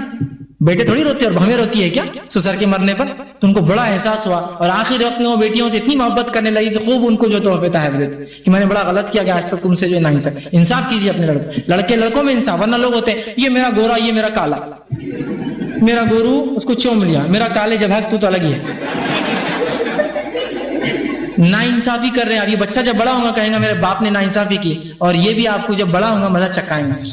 اس سے بچوں میں نفرت، حسد، جھگڑے، بغض پیدا ہوتے ہیں. انصاف کیجیے، عدل کیجیے. اس کو چاکلیٹ تو اس کو بھی چاکلیٹ، لڑکی کو چاکلیٹ تو لڑکے کو بھی چاکلیٹ، لڑکے کو کیڈبری تو لڑکی کو بھی کیڈبری، اس کو کیڈبری اس کو چاکلیٹ نہیں. انصاف، بلکہ اس کو زیادہ دیجیے اور بیٹے کو سکھائیے، بیٹا یہ بہن ہے، اس کی پیدائش کے بعد اس کی پرورش و شادی پہ مجھے اجر ہے، تم پر نہیں. تو تم پر بڑا انویسٹمنٹ نہیں کر سکتا ہوں میں، اس پہ انویسٹمنٹ میرا ہوں، تاکہ بچوں کو بھی لگے کہ ماں کی عزت، بہن کی عزت، بیوی کی عزت، عورتوں کی عزت کرنا چاہیے. ٹھیک ہے، تو بچپن سے انصاف کیجیے ان کے اندر. نبی اکرم صلی اللہ علیہ وسلم کے زمانے میں صحیح مسلم کا، صحیح بخاری کا روایت ہے، ایک صحابی آئے جن کا نام نعمان بن بشیر تھا. ان کے والد نے جو ہے نعمان بن بشیر کو غلام دیا. جب غلام تحفے میں دیا تو ان کی بیوی نے کہا جب تک اللہ کے رسول اس تحفے پہ گواہ نہ بن جا میں نہیں لوں گی. جب اللہ کے رسول کے پاس ان کے والد چلے بشیر رضی اللہ عنہ، تو بشیر نے کہا اللہ کے رسول میں نے نعمان کو ایک غلام تحفے میں دیا. تو اللہ کے رسول نے کہا کیا تجھے نعمان کے علاوہ بھی بچے ہیں؟ تو کہا بہت ہیں. تو کہا ان کو دیا؟ تو کہا نہیں. تو کہا پھر میں ظلم کے تحفے پہ گواہ نہیں بنتا. تم ظلم کر رہے ہو نا، ایک بچے کو دے رہے ہو ایک کو نہیں دے رہے، سب کو برابر دو. تو والدین بچوں کو، حتیٰ کہ اگر آپ کا بچہ نافرمان بھی ہو تو اس کو آپ برابر دیجیے. کیا آپ کی ناراضگی کافی نہیں ہے اس کے لیے، اس کی آخرت کے برباد کرنے کے لیے؟ دنیا دیجیے اس کو. اگر نافرمان اولاد بھی ہے، کچھ لوگ ہوتے ہیں یہ میرا بڑا خدمت کرتا ہے اس کو پوری جائیداد آخر وقت میں. آپ کی ناراضگی کیا کافی نہیں ہے اس کی آخرت برباد کرنے کے لیے جو آپ دنیا بھی کھینچ لے رہے اس سے؟ انصاف کیجیے، نافرمان بھی رکھ دیجیے. اور آخر یہ 10واں پوائنٹ جو ہم یاد رکھیں گے، بالغ ہو جائے تو نکاح کر دے، اور اگر نکاح کے بعد الگ ہونا چاہے تو گھر سے الگ کر دے، یہ اس کا حق ہے. آپ بولیں گے تو اب گھر میں پھوٹ ڈالنے کی بات کر دی آپ نے، 2-4 دن سے اچھی بات چل رہی تھی، آج اصلیت پہ آ گیا ایسا لگ رہا. یہ حقیقت ہے، اصلیت یہی ہے، یہ شریعت کی حقیقت ہے. شریعت انسانی فطرت کو انسانوں سے زیادہ اچھی جانتی ہے. سمجھ رہے آپ بات؟ شریعت جانتی ہے کہ جب ایک انسان نکاح کرتا ہے تو نکاح کرنے کے بعد ایک انسان مخالف جن سے ملتا ہے، جس سے ظاہر سی بات ہے اس کا ایک فطری اٹریکشن ہے، اس کو جو اللہ نے دیا، اس فطرت میں ڈالا ہے، عورتوں سے محبت انسانی فطرت کا تقاضا ہے. اس کے بعد اجنبی لوگوں سے بات کرنا انسان کو بڑا اچھا لگتا ہے. اب ایک خاتون سے انسان کی شادی ہو گئی، معاملہ تو یہ ہے کہ بس اب گھر میں رہیں گے، اچھی بات ہے، میں اس کا انکار نہیں کرتا ہوں. انہیں گھر میں کا مطلب نہیں کہ بے پردے سے بھابیاں آ رہی دیوروں کے سامنے آئے نہیں، انشاءاللہ پردے کے عنوان میں تفصیلات آئیں گی، لیکن اس کا مطلب بالکل ہرگز یہ نہیں. ایک گھر میں رہیے، بالکل اچھی بات ہے، لیکن گھر میں رہنے کا مطلب یہ نہیں کہ آپ اس کی پوری آزادی چھین لیں جو میاں بیوی میں رشتہ ہونا چاہیے. آپ مکمل آزادی چھین لیں گے ان کی اور کہیں گے کہ یہ الگ ہونا چاہ رہا تو فطری چیز ہے. پھر وہ جب وہ چیز وہ تقاضے ضرورت ہے فطرت کے نہیں ملیں گے تو انسان پریشان ہوگا، اور اس کے لیے پھر راستے ڈھونڈیں گے. ایسا ایک راستہ کیا ڈھونڈیں؟ شادی ہوگی تو لوگ کہاں جاتے پھر؟ ہے نہیں قانون، ٹھیک ہے، کہ مطلب ہنی مون کے لیے جاتے ہیں, اپنی بیوی کے لیے کہیں دور چلے جاتے ہیں نا. یہ فطری تقاضا, انسان چاہتا ہے اس عورت کے ساتھ زیادہ رہے جس سے اس کا نکاح ہوا ہے. اب آپ الگ نہیں کریں گے اور اس پہ مکمل نظر رکھیں گے, پورے کیمرے لگ جاتے ہیں. جیسی بیٹے کی شادی ہوئی تو ماں کے کیمرے بہو پہ ٹکے ہوئے پورے, اس کی جو بہنیں ہیں ننند ہے اس کے ٹکے ہوئے, دیکھو بھیا اس کو دیکھ رہے تھے ابھی سے, ارے ابھی سے کیا شادی ہوئی نا اس کی, اب کیا باہر کی عورتوں کو جا کے دیکھے وہ بھیا بھابھی کو دیکھ رہے تھے, ارے بھابھی کو دیکھ رہے تھے نا بیٹا, کہیں اور تو نہیں دیکھ رہے تھے, اچھی بات ہے نا, یہ اپنی چیز کو دیکھ رہے تھے. کیمرے لگ جاتے, ارے وہ جو اس کا ہاتھ پکڑے, ارے وہ اس کی بیوی ہے, اس سے ہاتھ بھی ملا سکتا, ہاتھ لگے چوم بھی سکتا, اس کی بیوی ہے. نارمل ہاتھ نہیں ملاتے لوگوں سے, ہاتھ ملا رہے, پھر کیا اچھا یہی بھائی آپ کا اگر آفس میں کوئی بہت بڑے جاب پر کوئی لیڈی اور ساتھ ملا تو کوئی بھیا ہاتھ میں کلائنٹ ساتھ ملا رہے تھے, وہاں بھی ساتھ ملا, امی بھیا نے فلاں کیے. شریعت نے کہا الگ ہو جاؤ, یہ مسئلہ ہے الگ, اس لیے کہ ساتھ رہ کے برے دل رکھنے سے اچھا ہے دور رہ کے محبتیں رکھو اپنے اندر. لیکن ہرگز اس کا مطلب نہیں جو میں کر رہا ہوں الگ ہو جانا کہ بچے پہ سے پوری ذمہ داری والدین کی ہٹ گئی, بھائی میں الگ ہو گیا تم تمہارا دیکھو, ہرگز نہیں اس کا معنی ہے. یہ خدمت اور وہ سب چلتی رہیں گی, بیوی کا گھر الگ ہے, وہاں جا کے آپ کو پوری خدمت کرنا ہوگی, ساتھ رہنا بہت اچھی بات ہے, کوئی حرج نہیں. لیکن ہوتا ہے نا کبھی دو عورتوں کے مزاج نہیں جمتے, شریعت نے کہا الگ ہو جاؤ, اس لیے کہ طلاق یہ کوئی حل نہیں, الگ ہونا حل ہے. الگ ہو جاؤ, آرام سے رہو, ماں باپ کی خدمت لیکن بیٹے پہ واجب ہے, وہ خدمت کرتا رہے گا آگے, ٹھیک ہے. تو لہٰذا اس کا نکاح کر دیں. اب نکاح نہیں کرنے میں ایک اڑچن کیا آتی ہے, بچے کماتے نہیں, ابھی بچی پڑھ رہی ہے, لڑکی والے بولتے بچی کو ہم پڑھا رہے ہیں, لڑکے والے بچہ کمانا نہیں, رشتہ طے کر کے چھوڑ دیتے ہیں. رشتہ طے کر دیا, ہاں شادی تو اب کرنے والے, ہاں ابھی دونوں کا خرچہ کون اٹھاتے ہیں, ادھر لڑکی کون اٹھاتا ہے, اس کا باپ, لڑکے کون اٹھا رہا ہے, اس کا باپ. اگر یہی والدین یہ سوچے یار خرچہ تو ہم دونوں ہی اٹھا رہے نا خاندان والے, ابھی کما رہا نہیں لیکن انشاءاللہ کمائیں گا نا, اگر شادی کرنے سے یہ برائیوں سے بچ رہا ہے تو نکاح کر دو, خرچہ تو ہم ہی اٹھا رہے ہیں نا. کتنی اچھی بات ہوگی. اللہ اس باپ پر رحم کرے جو اس نیت سے اپنے بچے کی نکاح کرتے, جو نہیں کماتا کہ وہ برائی اور شر اور فتنے اور فساد اور زنا سے بچا. بڑی بات ہے یہ بہت, یہ چیز ہم سمجھتے ہیں کہ آج کے دور میں یہ بات تو پلے بھی نہیں پڑتی ہماری کہ بچوں کی شادی کرنا چاہیے. بچہ بول بول کے تک گیا, داڑھی کے بال سفید ہونے چالو ہو جاتے ہیں, اور شادیاں بھی ہوتی کب ہے والدین کو پتہ نہیں, سمجھ میں کیوں نہیں آ رہی یہ مسئلے. زنا شر فساد اس لیے تو پھیل رہا ہے دنیا میں, جب ایک انسان کی ضرورت ہے وہ کھانا کھائے, جب اب کھانا اس کو فطری طور سے جائز ڈھنگ سے نہیں دیں گے تو اس کھانے کو چرا کر کھائیں گے, حرام طریقے سے کھائیں گے. تو انسانی فطرت کے اندر اس کی نفس ہے, نفس کی تذکیر نہیں ہوگی تو حرام طریقے سے پوری کرے گا. سمجھیے اس بات کو. برائی پھیل رہی, آپ برائی پھیل رہی تو پھیلانے والا کون ہے, ذمہ دار کیوں نہیں نگاہ رکھ رہا اس برائی پہ, کہاں سے پھیل رہی, کیوں نہیں نکاح کی طرف نظر دوڑا رہے, کیوں نہیں ان چیزوں کو دیکھ رہے. بہت اہم بات ہے.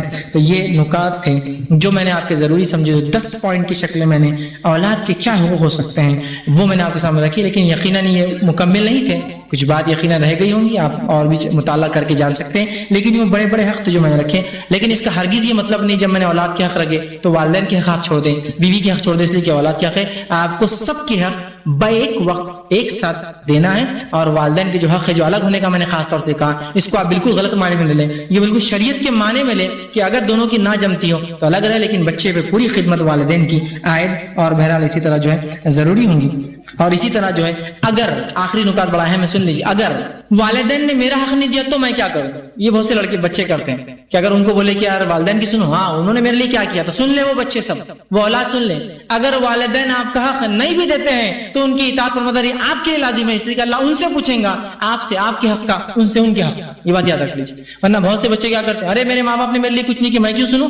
نہیں, اس لیے کہ وہ ان کا حق تھا, انہوں نے مارا ہے, لیکن تیرا حق کیا ہے تو ان کو دیتا رہے. تو ہرگز میں نے یہ, میرا درس کا عنوان یہ نہیں تھا یا مقصد یہ نہیں تھا کہ اگر آپ کے والدین ظالم ہے, جابر, تکلیف دیا, آپ کو مارے, ستائے, تنگ کرے, گھر سے الگ کر دیا, آنکھ کر دی, فلاں کر دی, تو آپ ان کی عزت احترام نہ کریں کہ تو میرے حق نہیں ملے. نہیں, ان کا معاملہ اللہ ان سے پوچھیں گا, مجھ سے ان کی اطاعت کی پوچھوں گی, میں ان کی اطاعت کرتا رہوں گا, پھر چاہے وہ میرے ساتھ جو بھی سلوک کرے. آپ کہیں گے ایسا کیوں, اساتذہ اصلاح بھی ہونا چاہیے. نہیں, وہ نہ دے ہاتھ لیکن میں اپنا ہاتھ ان کو دے, اس لیے کہ کچھ لوگوں کو اسپیشل طاقتیں ہوتی ہیں, معلوم نا آپ کو.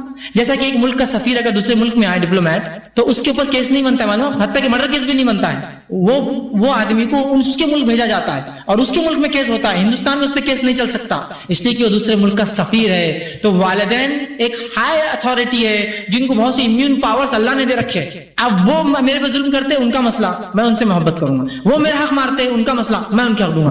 انہوں نے مجھے زندگی بھر کوئی چیز پڑھائی لکھائی کھلائے پلانی, لیکن میں ان کو ضرور کروں گا. تو اگر آپ کے والدین آپ کا حق نہ دے تو ہرگز ہرگز میرے اس درس کا معنی یہ نہیں تھا کہ آپ ان کا حق نہ دیں. آپ اپنا کام کرتے رہے, والدین سے ان کی پوچھوں گی, مجھ سے اپنی پوچھوں گی تو میں وہ کرتا رہوں. اللہ سے آخر میں دعا کہ اللہ سبحانہ تعالیٰ جو کچھ کہا سنا گیا اس پہ عمل کرنے کی توفیق عطا فرمائے. ہم تمام کو تمام حقوق, چاہے وہ والدین کی ہو, میاں بیوی کی آپسی ہو, یا بچوں کی اولاد کے تمام حقوق ادا کرنے کی توفیق عطا فرمائے. ہمارے لیے کتاب و سنت کا سمجھنا عمل کرنا آسان کریں. جب تک زندہ رکھے اسلام اور ایمان پر زندہ رکھیں. خاتمہ ایمان پر ہو. آخر دعوانا الحمدللہ رب العالمین. سبحان ربک رب العزت عما یصفون والسلام علی المرسلین والحمدللہ رب العالمین. کسی نے ایک سوال کیا, جو عورت چاہتے ہیں الگ ہونا لیکن مرد نہیں چاہتا, گھر سے الگ ہونا مرد نہیں چاہتا, اس مسئلے مسائل پیدا ہو جاتے ہیں. ایک طرف والدین ہے اور دوسری طرف بیوی بچے, وہ مرد کیا کرے جبکہ غلطی دونوں طرف ہو؟ دیکھیے سب سے پہلی چیز کہ سوال یہ کہ بیوی کی طرف سے معاملہ نہیں جم رہا ہے, کچھ ماں کی طرف سے بھی نہیں جم رہا اور شوہر الگ نہیں ہونا چاہتا. اس معاملے میں اگر ایسی ضرورت ہے, ایسے حالات ہے کہ والدین بہت بوڑھے ہیں, معذور ہے, مجبور ہے, اور والد کو اور والدین کو چھوڑ کر جا نہیں سکتے ہیں, اس حالت میں اور جمتی بھی نہیں ہے, تو اس حالت میں یہ کہوں گا اس بہو سے کہ آپ اللہ کی خاطر اس ماں کو برداشت کر لیجیے, اس لیے کہ وہ ماں تھی جس سے وہ اولاد پیدا ہوئی. جو آپ کا بہت سے لوگ ہوتا ہے ساس سے تکلیف ہوتی, شوہر سے نہیں ہوتی, تو یہ جو اتنا اچھا شوہر آپ کو ملا ہے وہ اس کی اولاد ہے جس نے راتوں کو جاگ کر اور دن کی تکلیفوں کو اٹھا کر اور اس کی بیماریوں میں اور اس کی غلاظت کو اور اس کی تکلیفوں کو برداشت کر کے بڑا کیا. تو لہٰذا ان تکلیفوں کو دیکھ کر اس ماں کو برداشت کر لے. ہو سکتا ہے کل آپ کی بہو آپ کی تکلیفوں میں برداشت کر لے. دوسرا, عورتیں جب بوڑھی ہو جاتی ہے, مرد بھی ہوتے ہیں, تو بہت زیادہ چڑچڑے ہو جاتے ہیں. تو بہوؤں کا یہ کام ہے یہ سوچیں کہ کل میں بھی ایسی چڑچڑی ہو جاؤں گی اور میری بہو بھی اگر ایسا کرے میرے بیٹے کے ساتھ اچھا نہیں ہوگا. تو لہٰذا اس مسئلے کو وہ اپنی بہو پر, اپنے بیٹے پر خیاس کر کے دیکھے, کیا وہ پسند کریں گی؟ نہیں. تو میں کہوں گا اگر شوہر گھر سے نہیں نکل سکتا, اس کی کچھ مجبوری اور ایسے حالات نہیں ہیں, آپ کو اسی گھر میں رہنا ہے, تو مہربانی کر کے بہویں اپنے آپ کو عاجز اور انکساری کر لے, اس لیے کہ اس عورت کی بڑی قربانیاں ہیں جس عورت نے اس بچے کو پالی جو آپ کا شوہر بنا. ٹھیک ہے, تو کوشش کریں کہ اس معاملے کو آپ سلجھا لیں, یا اگر ساس کا مزاج نہیں بدل رہا تو بہو اپنا مزاج بدل لے اور یہ سوچے کہ ساس اتنی تکلیف دینا, یہی کہنا اس کی عادت ہے. لیکن کچھ جگہ یہ ہوتا ہے کہ لڑکی جیسی شادی کر کے آتی بولتی ہے اب الگ ہو جاؤ. یہ چیز نہیں ہے, الگ ہونا چاہے تو الگ کر دے, بیوی کہے تو نہیں. آدمی اگر الگ ہونا چاہے تو الگ ہو سکتا ہے, اس کا آپشن ہے. لیکن بہت سی بار لڑکیوں کو ایسی تعلیم دیتے ہیں کہ گھر میں جاتے ہی ساس سے الگ ہو جانا. وہ عورتیں جو اپنی بچیوں کو یہ تعلیم دیتی ہے کہ گھر میں جاتے گھر سے الگ ہو جانا یا شوہر کو الگ کرنا, کیا وہ چاہتے ہیں ان کے بیٹے بھی ایسی گھر سے الگ ہو؟ اس لڑکی کے بھائی نہیں, ہم کیسا چاہیں گے اپنا بچہ, پھر دوسروں کے بچوں کو الگ کرتے, آپ خود کے بچے کو نہیں. تو بہرحال اس معاملے میں جو ہے آپ جو ہے احتیاط کریں اور عاجزی سے کام لیں, حلم کا مظاہرہ کریں اور آگے کا سوچیں کہ کل کو میرا بیٹا ایسا کرے تو ہم اس کے ساتھ کیا معاملہ کریں گے. پہلا جو بچہ رہتا ہے وہ نینیال میں پیدا ہونا چاہیے, ایسا ایک رواج ہے, تو اس کے بارے میں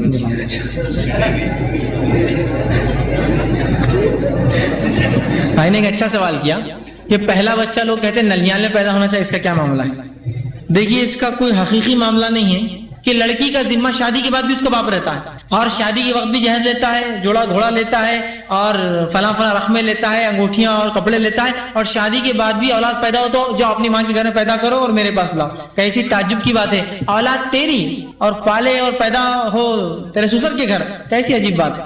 تھوڑا سوچئے نا, ایک انسان زندگی بھر اپنے ماں باپ کے بستر پہ, ماں باپ کے بستر پہ سوتا ہے, ماں باپ اس کو کپڑے پہناتے ہیں, اور شادی کا بستر اس کے سسر کا ہوتا ہے اور شادی کے کپڑے اس کا سسر دیتا ہے. کیسی عجیب, جس کو کہیں گے امت پر بھکاری پن طاری ہوا ہے, جس کو آپ کہتے ہیں جہیز, جو لعنت ہے یہ. اور جہیز لینے والا چاہے جس شکل میں لے, میں بھکاری بولتا ہوں اس کو اپنی زبان میں. اس کو کہیں گے ہم ماڈرن بیگرز, یہ جدید دور کے بھکاری ہے سب. اور بھیک مانگنے کے دو طریقے ہوتے ہیں. ایک فقیر آ کر بولتا ہے پیسے دو, بھیک دو. آپ بولیں گے یار جانا کیسا ہٹا کٹا ہے, بولیں گے دینا ہے تو دو, تو خاموش رہو, اتنا میرا ہے. ایک فقیر رہتا ہے وہ بولتا نہیں آپ کو بھیک چاہیے, وہ آگے بولیں گے بہت پریشان ہیں, وہ ایسا باتیں بنائیں گا. تو جہیز بھی لوگ دو قسم سے دیتے ہیں. ایک تو فہرست دے دی آپ نے, آپ کہیں گے یہ کیا ہے, تو بولیں گے دینا ہے دو, نہیں دینا مت دو, ہم لڑکا نہیں دے, شادی نہیں کریں گے. ٹھیک. دوسرے ہوتے نہیں, دیکھیے اب جہیز وہیز کیا, یہ سب چیزیں درست نہیں, اللہ نے ہم کو بہت دے رکھا ہے, آپ کی بیٹی کو جو سہولت ہے وہ آپ دینا ہے تو دے دیجیے. سمجھے, بولتے نا الگ الگ کھانے کی قسمت ہے نوالا. تو ایسا نہیں بولوں گا میں, اس کو پیر کے نیچے سے آ رہا ہے یہ معاملہ, تو یہ ایسا کھانا ہے, یہ آپ کی بیٹی کے لیے جو ہے اور پھر آپ کی بچیاں تو آپ کے گھر پہ ہی آتی ہوں گی پہلی بار جب اولاد ہوتی تو ہمارے پاس 3 بار بھیجتے ہیں 3 بچوں تک تو مطلب پورا فائنلی کر لیتے ہو خرچہ ورچہ پورا ادھر 3 بچوں تک آتی رہیں مطلب ہماری آپ کے بچوں کی ماں کا پیار بھی ضروری ہے نا بچی کو ساس تھوڑی پیار دے سکتی ویسا تو ماں کے گھر دیکھیے یہ تمام چیزیں دور صحابہ میں اس کی بات نہیں ملتی. یہ الگ بات ہے کہ اگر بچی کی صحت کی دیکھ بھال کرنے کچھ لوگ نہ ہو اس لڑکی کو جو اپنے ماں کے گھر میں انسیت ہوں گی وہ یہاں نہ ہو تو ایک الگ چیز ہے. لیکن ہمارے پاس معاملہ یہ ہے کہ شروع سے آخر تک لڑکی کبھی اپنے شوہر کے گھر کو اپنا گھر نہیں سمجھتی اور شروع سے آخر تک وہ ایک تناؤ والا معاملہ ہے. کچھ ہوا کہ اپنے گھر جانا ہے. جب ایک بار لڑکی کا نکاح کر دیا آپ نے آپ کی تو آپ کے پاس سے وہ ختم ہو گئی. اس کا گھر اس کے شوہر کا گھر ہے. معاملہ یہاں ہوتا ہے نہیں بیٹے کبھی کچھ ہوا نا میں آدھی رات کو میں تم کو لے لوں گا. یہ کرنے سے تو پورا معاملہ بگڑ رہا ہے کہ بچی کو ذرا کچھ ہوا میرے ابا میرے کو خود پہلے بولے کہ آ جاؤ میں جاری چلی اٹھ کر. یہ سب شریعت میں نہیں ہے. اس لیے کہ ہم اتنا بھیک مانگی چالا کرتے ہیں. مطلب لڑکا جو ہے شادی کرتا ہے لیکن ایک طرح سے وہ جاتا ہے ادھر وہ نہیں آتی ادھر. اس کی اولاد ان کے گھر میں پیدا ہو رہی ہے. مطلب ماموں پال رہے بچے کو. ماموں بھاگ رکھا میری بہن کو اولاد ہونے والی. اس کا باپ کہاں ہے بچے کا؟ وہ اس کے گھر پر ہے. اس کو فون میں بولے بچہ پیدا ہونے والا ہے آ جاؤ فلاں ہے. ہاں میں آتا ہوں فلاں ہے. کیسی عجیب بات ہے. اب یہ اولاد جس کو یہ پتا چلے گا میں اپنے گھر پہ پیدا نہیں ہوا میرا باپ آیا بھی نہیں تھا پیدائش کے دواخانے میں نہیں تھا میرے ماموں تھے تو کس سے محبت زیادہ کریں گا؟ بولتے ماموں کی طرف کیوں زیادہ جاتا اس کو ماموں سے انسیت کیوں ہے؟ تم نے پوری زندگی ان کے ماموں کو روایا نا تو بچہ تو احسان مان ہوگا نا اپنے ماموں کا. سمجھے آپ بات کو اس چیز کو سمجھیے. تو لہٰذا یہ کوئی ضرور نہیں ہے کہ آپ کی پہلی اولاد جو ہے مائکے میں پیدا ہو بلکہ آپ کے پاس سہولت ہے تو اپنے گھر میں سہولت نہیں تو آپ بات کیجیے کہ بھائی بچے گھر میں کوئی لوگ نہیں ہے آپ کے گھر میں ہو سکتا ہے تو بہتر ہے. یہ بات میوچل انڈرسٹینڈنگ کی ہے. زور زبردستی دباؤ یا رواج نہیں کہ پہلا بچہ سب لوگ بھیجتے تو ہم بھی بھیجیں گے. یہ رواج نہیں ہونا چاہیے. ٹھیک ہے. اور والدین بھی بالخصوص اس چیز کو سمجھے ورنہ بہت سی اور والدین کو پتہ نہیں جوشا ہوتا ہماری بچی ہم لے آ کے ڈلیوری کرائیں گے ہماری بچی ہمیں. کیوں آپ کر رہے وہ آپ نے شادی کر دی ہے اس کی. ایک تاریخی واقعہ بتاتا ہوں کہ ایک شخص تھے سلف میں سے انہوں نے کہا جب میرا نکاح ہوا تو میرے نکاح کے بعد میری ساس میری اجازت سے صرف میرے گھر پہ 3 بار آئی. میری ساس میری اجازت سے مطلب اگر مائکے والے آ رہے تو اجازت لے رہے اپنے داماد کی صرف 3 بار آئی اور اس کے بعد اس عورت کا انتقال اولاد کی پیدائش میں ہو گیا. وہ لڑکی کبھی اس کے گھر نہیں گئی مائکے چونکہ اب شادی ہو گئی تو یہی اس کا گھر ہے. اب نہیں اس کو مائکا یہی اس کا گھر ہے. اب یاد رکھیے شریعت میں یہ اس کا گھر ہے.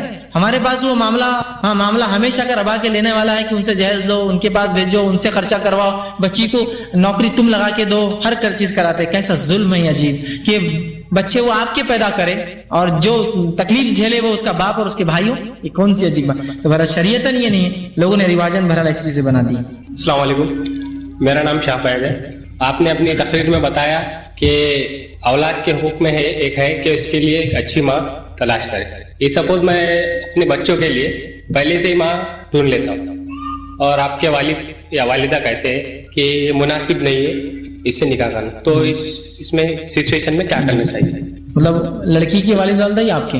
اچھا میں نے سوال کیا کہ انہوں نے جو ہے ایک لڑکی کا انتخاب کیا کہ ان کو لگا کہ یہ لڑکی اچھی ہے دیندار ہے اور اس کے بعد چونکہ ایک ماں تلاش کرنا ضروری ہے ایک اچھی لڑکوں کے لیے. اس کے بعد اگر ان کے گھر والوں نے لڑکی کے گھر والوں نے انکار کر دیا اس لڑکی کے لیے تو دیکھیے سب سے پہلی چیز اپنے والدین کو آپ کو منانا ہوگا اس مسئلے کے اندر اور ان کو بتانا ہوگا کہ میرا مقصد یہاں تقوی ہے دینداری ہے اور میں اس نیت سے نکاح کرنا چاہتا ہوں. لیکن اگر وہ نہ مانے تو پھر آپ اس کے لیے انتظار کیجیے.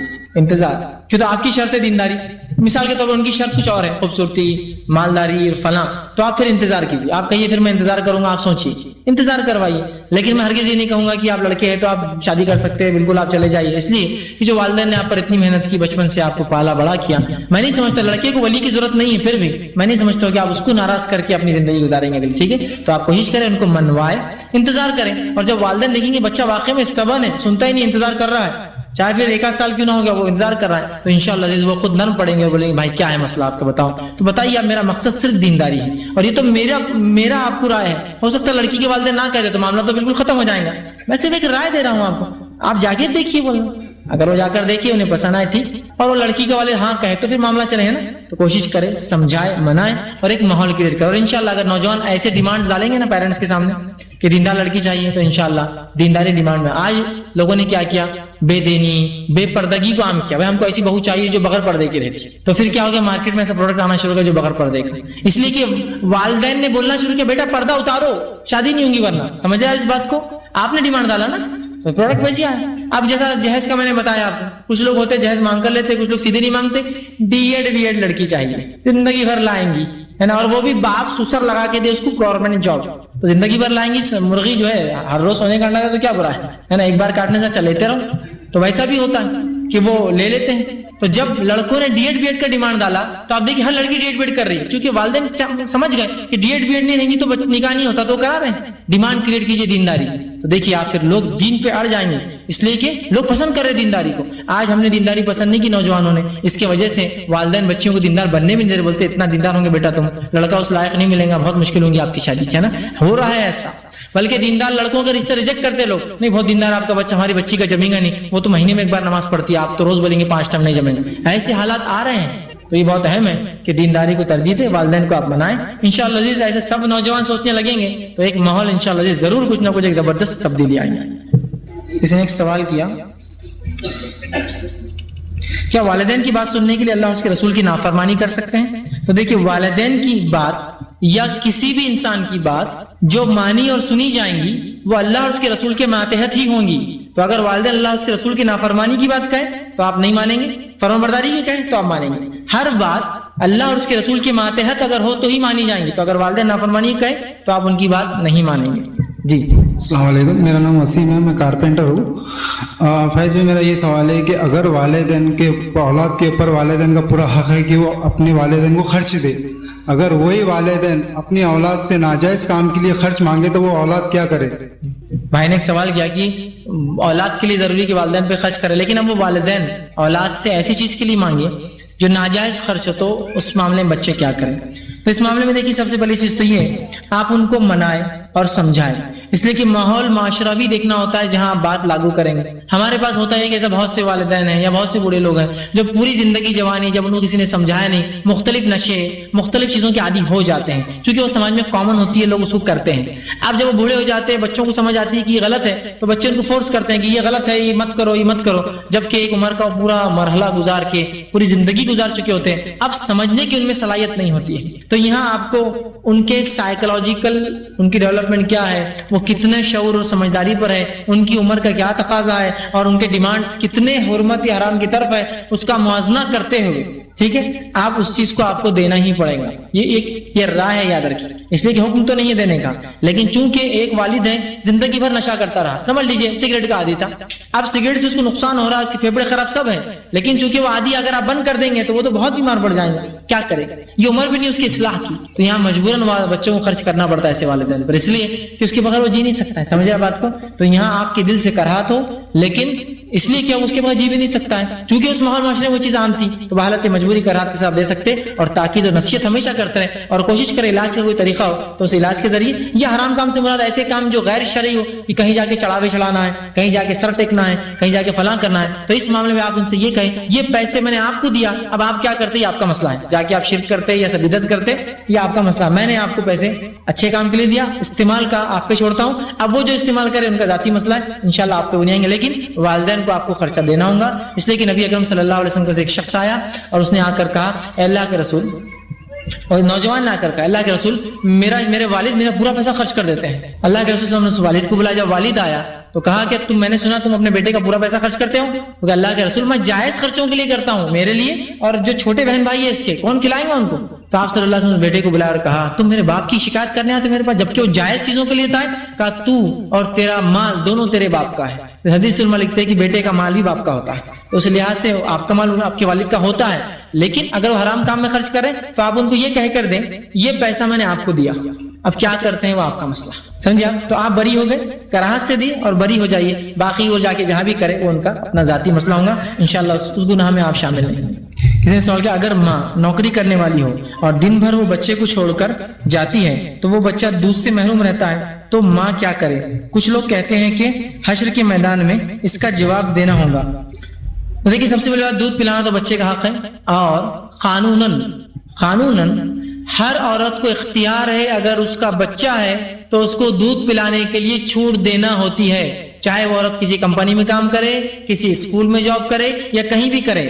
یاد رکھیے یہ قانون ہے, ہندوستان کا قانون ہے دستور کے اندر کہ وہ عورت جس کو بچہ ہو اس کو آپ کو چھوٹ دینا پڑے گی, اس کو دودھ پلانے کا وقت دینا پڑے گا, اور اس کے لیے کمپنیوں میں اسپیشل رومز بنانا پڑیں گے آپ کو کہ وہاں اس کا بچہ لایا جائے گا, وہ دودھ پی کر جائے گا. تو قانون نے بھی بچے کے دودھ پینے کا حق جو ہے باقی رکھا ہے, تو لہٰذا اس رائٹ کو آپ استعمال کر سکتے ہیں. آپ کہیں بھی ہو, آپ کو اختیار ہے, اس ادارے سے کہیے میرا بچہ ہے اور دودھ پلانے کے لیے مجھے اتنا وقت چاہیے. ٹھیک ہے. اب آپ کہیں نہیں سہولت نہیں ہے, اتنے دور جانا پڑتا ہے, تو اس معاملے میں یاد رکھیے اگر مجبوریاں ہیں آپ کی, کوئی سہولتیں نہیں ہیں, تو پھر آپ کوشش کریں جب آپ واپس آئے تو اس کا وہ حق اس کو جو ہے پورا جتنا ہو سکے دینے کی کوشش کرے. لیکن ہرگز یہ نہ ہو کہ اب وہ دن بھر تو ہم دور رہتے تو جانا تو چھوڑائی دو اس کو عادت, نانی نانا کے پاس دے دو یا دائی دادا کے پاس اس کو بوٹل کا دودھ پلائیں گے. میں اس کی اجازت تو نہیں دوں گا, اس لیے کہ بوٹل کا دودھ بچوں کے لیے نقصان دہ بھی ہوتا ہے. یاد رکھیے اس لیے کہ جو امیونٹی ان کی ڈیولپ ہونا چاہیے وہ ماں کے دودھ سے ہی ہو سکتی ہے, بوٹل سے یا دوسرے جانوروں کے دودھ. بعد میں نشو و نما کے لیے اچھا ہے وہ دودھ, بچپن میں نہیں ہے. تو لہٰذا آپ جب بھی پھر آئے اس کا حق ادا کرنے کی کوشش کریں.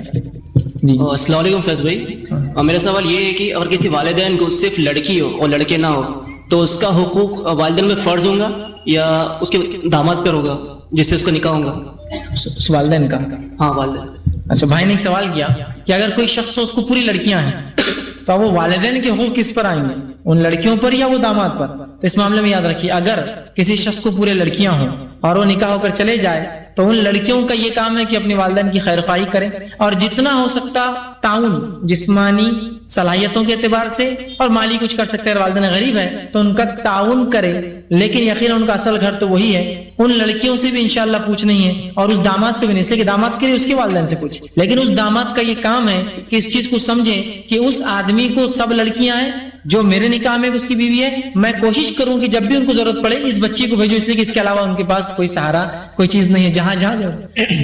تو ایسے وقت داماد کا کام ہے کہ وہ اس چیز کا جو ہے خیال رکھے. ٹھیک ہے, لیکن اصل چیز تو یہ ہے کہ ان لڑکیوں پہ پوچھنے, اس لیے کہ لڑکیاں جب نکاح ہو جاتا ہے تو ماتحت ہوتی کسی, جب ماتحت ہوں گی تو ظاہر شوہر اجازت دے تو شوہر کا یہ کام ہے کہ اس چیز کو خیال رکھے کہ اس بچی کو جانے دے. ہو سکتا ہے اس سے بھی پورے لڑکیاں ہوں تو تب یہ بات اس کی طرف لوٹ آ سکتی ہے, تو اس ناطے وہ تھوڑا ان کو ڈھیل دے اور ان کے لیے سہولت پیدا کرے. لیکن بہرحال ان سے پوچھ نہیں ہے, اس لیے کہ پوچھ نہیں ہے, وہ ذمہ دار نہیں ہے. ہاں لڑکیوں کا کام ہے کہ کوشش کرے اپنے سسرال کو اتنا خوش رکھے کہ جب وہ اجازت مانگے ماں باپ کی خدمت کے لیے جانے دے.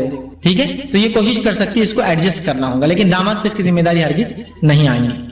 ہمارے والد صاحب جو اپنے بیٹے کو گھر میں رہنے کے لیے ان سے پیسے دیتے ہیں کہ تم اس گھر میں رہتے تو تم اپنا کام اپنا کرو اور گھر کے بھی کام کرو اور بہن کی ذمہ داری بھی اٹھاؤ اور والد کے اپنا حق ادا نہیں کر رہے ہیں, تو ایسے میں کیا کرنا چاہیے؟ تو ایک والد ہے جو اپنے بیٹے کو گھر میں رکھے, اس کا کرایہ چاہتے ہیں, شاید شادی شدہ بچہ ہے, بہنوں کی ذمہ داری بھی دیتے ہیں اور اپنا حق ادا نہیں کرے. دیکھیے ایک بات میں نے ایسا آپ کو بتایا, والد اگر آپ کا حق نہیں بھی ادا کر رہے, والدہ اگر آپ کا حق نہیں بھی ادا کرتی ہے تو آپ کو ان کی فرمانبرداری کرنی ہی ہوگی. اس معاملے میں آپ ان کے نافرمان نہیں ہو سکتے. آپ بتا سکتے کہ میرے پاس طاقت نہیں ہے, حیثیت نہیں, صلاحیت نہیں, میں اتنا پیسہ نہیں دے سکتا ہوں, پھر بہنوں کی شادی کا بھی مسئلہ ہے یا بہنوں کی ذمہ داریاں ہیں, بولیے آپ. لیکن بہرحال آپ ان کی اگر وہ آپ کے پورے حق بھی مار دے تو آپ ان کی نافرمانی ان کے حق نہیں مار سکتے. سوال کا یہ ایک حصہ جو پہلے آیا تھا یہ تھا کہ کچھ بچوں کے لیے دوسرے بچوں کی پیدائش نہ ہونے دینا, ان کو قتل کر دینا, کیا یہ درست ہے؟ تو دیکھیے سب سے پہلی چیز, کسی بھی انسان کے وجود میں آنے کے بعد اس کو پیدا ہونا اس کا بیسک رائٹ ہے. کسی بھی انسان کے وجود میں آنے کے بعد پیدا ہونا اس کا حق ہے. تو لہٰذا اگر کچھ بچوں کی تربیت کے لیے آپ کو کچھ بچے پیدا نہیں کرنا ہے تو ان کو وجود میں آنے ہی مت دیجیے. وجود میں آنے کے بعد کوئی سوال نہیں کہ پھر ان کو آپ کچھ کرے, پیدا ہی ہوگا. انشاءاللہ اس کی تفصیلات فیملی پلاننگ کا جو عنوان ہے اس میں انشاءاللہ بہت تفصیل سے یہ عنوان رکھوں گا. جی السلام علیکم. میرا نام محمد فرید ہے. مرحوم ماں باپ کے لیے ثواب جاریہ میں کیا کیا کر سکتے ہیں؟ عموماً یہ ہوتا ہے کہ قرآن خوانی کرتے ہیں, تو یہ کہاں تک صحیح ہے؟ میں نے ایک سوال کیا کہ والدین جو انتقال کر چکے ہیں ان کے لیے ہم کیا کریں؟ تو دیکھیے جو والدین جس کے انتقال کر چکے ہیں ان کے لیے وہ 3 چیزوں جو حدیث میں وہی ہے راستہ. پہلا کہ وہ ان کا کوئی کار خیر کر کے گئے ہو اس کو اور بڑھایا گیا. فار ایگزامپل اگر کسی کے والد یا والدہ نے کوئی چیز بنائی تھی, اس سے انسان فائدہ اٹھا رہے, اس کو کنٹینیو کیجیے آپ, فنڈنگ کے ذریعے, ریپیئر کے ذریعے, مینٹیننس کے ذریعے. سیکنڈ, کوئی اگر نالج چھوڑ کر گئے ہیں اس نالج کو آپ پھیلائیے لوگوں میں, جو اگر کتاب و سنت کے مطابق ہے یا انسانیت کو فائدے کا, اس کو پرنٹ کیجیے, ریپرنٹ کیجیے, لوگوں تک پہنچائیے. تھرڈ, او ولد صالح یدعو لہ, نیک اولاد. جو اس کے لیے دعائیں مغفرت کرے. تو دعائیں مغفرت آپ کے لیے بھی ہے بالخصوص, اور بالعموم پوری امت مسلمہ اپنے مرحومین کے لیے دعائیں کر سکتی ہے, لیکن بالخصوص والد. اس کے ساتھ ساتھ لڑکا کرے یہ اور افضل ہے لڑکی کے مقابلے میں. وہ کیوں؟ اس لیے کہ آپ نے فرمایا کہ حدیث کے الفاظ ہے کہ ایک شخص قیامت کے روز اللہ کے پاس جائے گا, اللہ اس کے ہاتھ میں نام عمل دے گا, وہ اللہ یہ عمل یہ عمل یہ عمل یہ تو میں نے نہیں کیا, مطلب یہ میں کر کے نہیں لکھا ہے میرے ثواب میں. تو اللہ کہیں گا یہ تیرا نیک لڑکا تھا جو تیرے موت کے بعد تیرے لیے دعا کرتا تھا, اس دعا کے بدلے میں نے تیرے درجات بلند کر دی, ثواب دے دی. لڑکے کے لیے کہا اسپیشل یاد رکھ. تو کوشش کرے دونوں لڑکا لڑکی, لیکن لڑکا اگر ہو تو دعائیں خیر. اب اس کے علاوہ اور کیا کر سکتے تین کے علاوہ؟ اس کے علاوہ آپ کر سکتے خرچ. وہ کیوں؟ اس لیے کہ حدیث میں الفاظ کیا ہے؟ اولاد والدین کی کمائی سے ہے. تو آپ کمائی ہے تو جو آپ اسپینڈ کریں گے ان کے نام سے انشاءاللہ خرچ کریں گے ملے گا.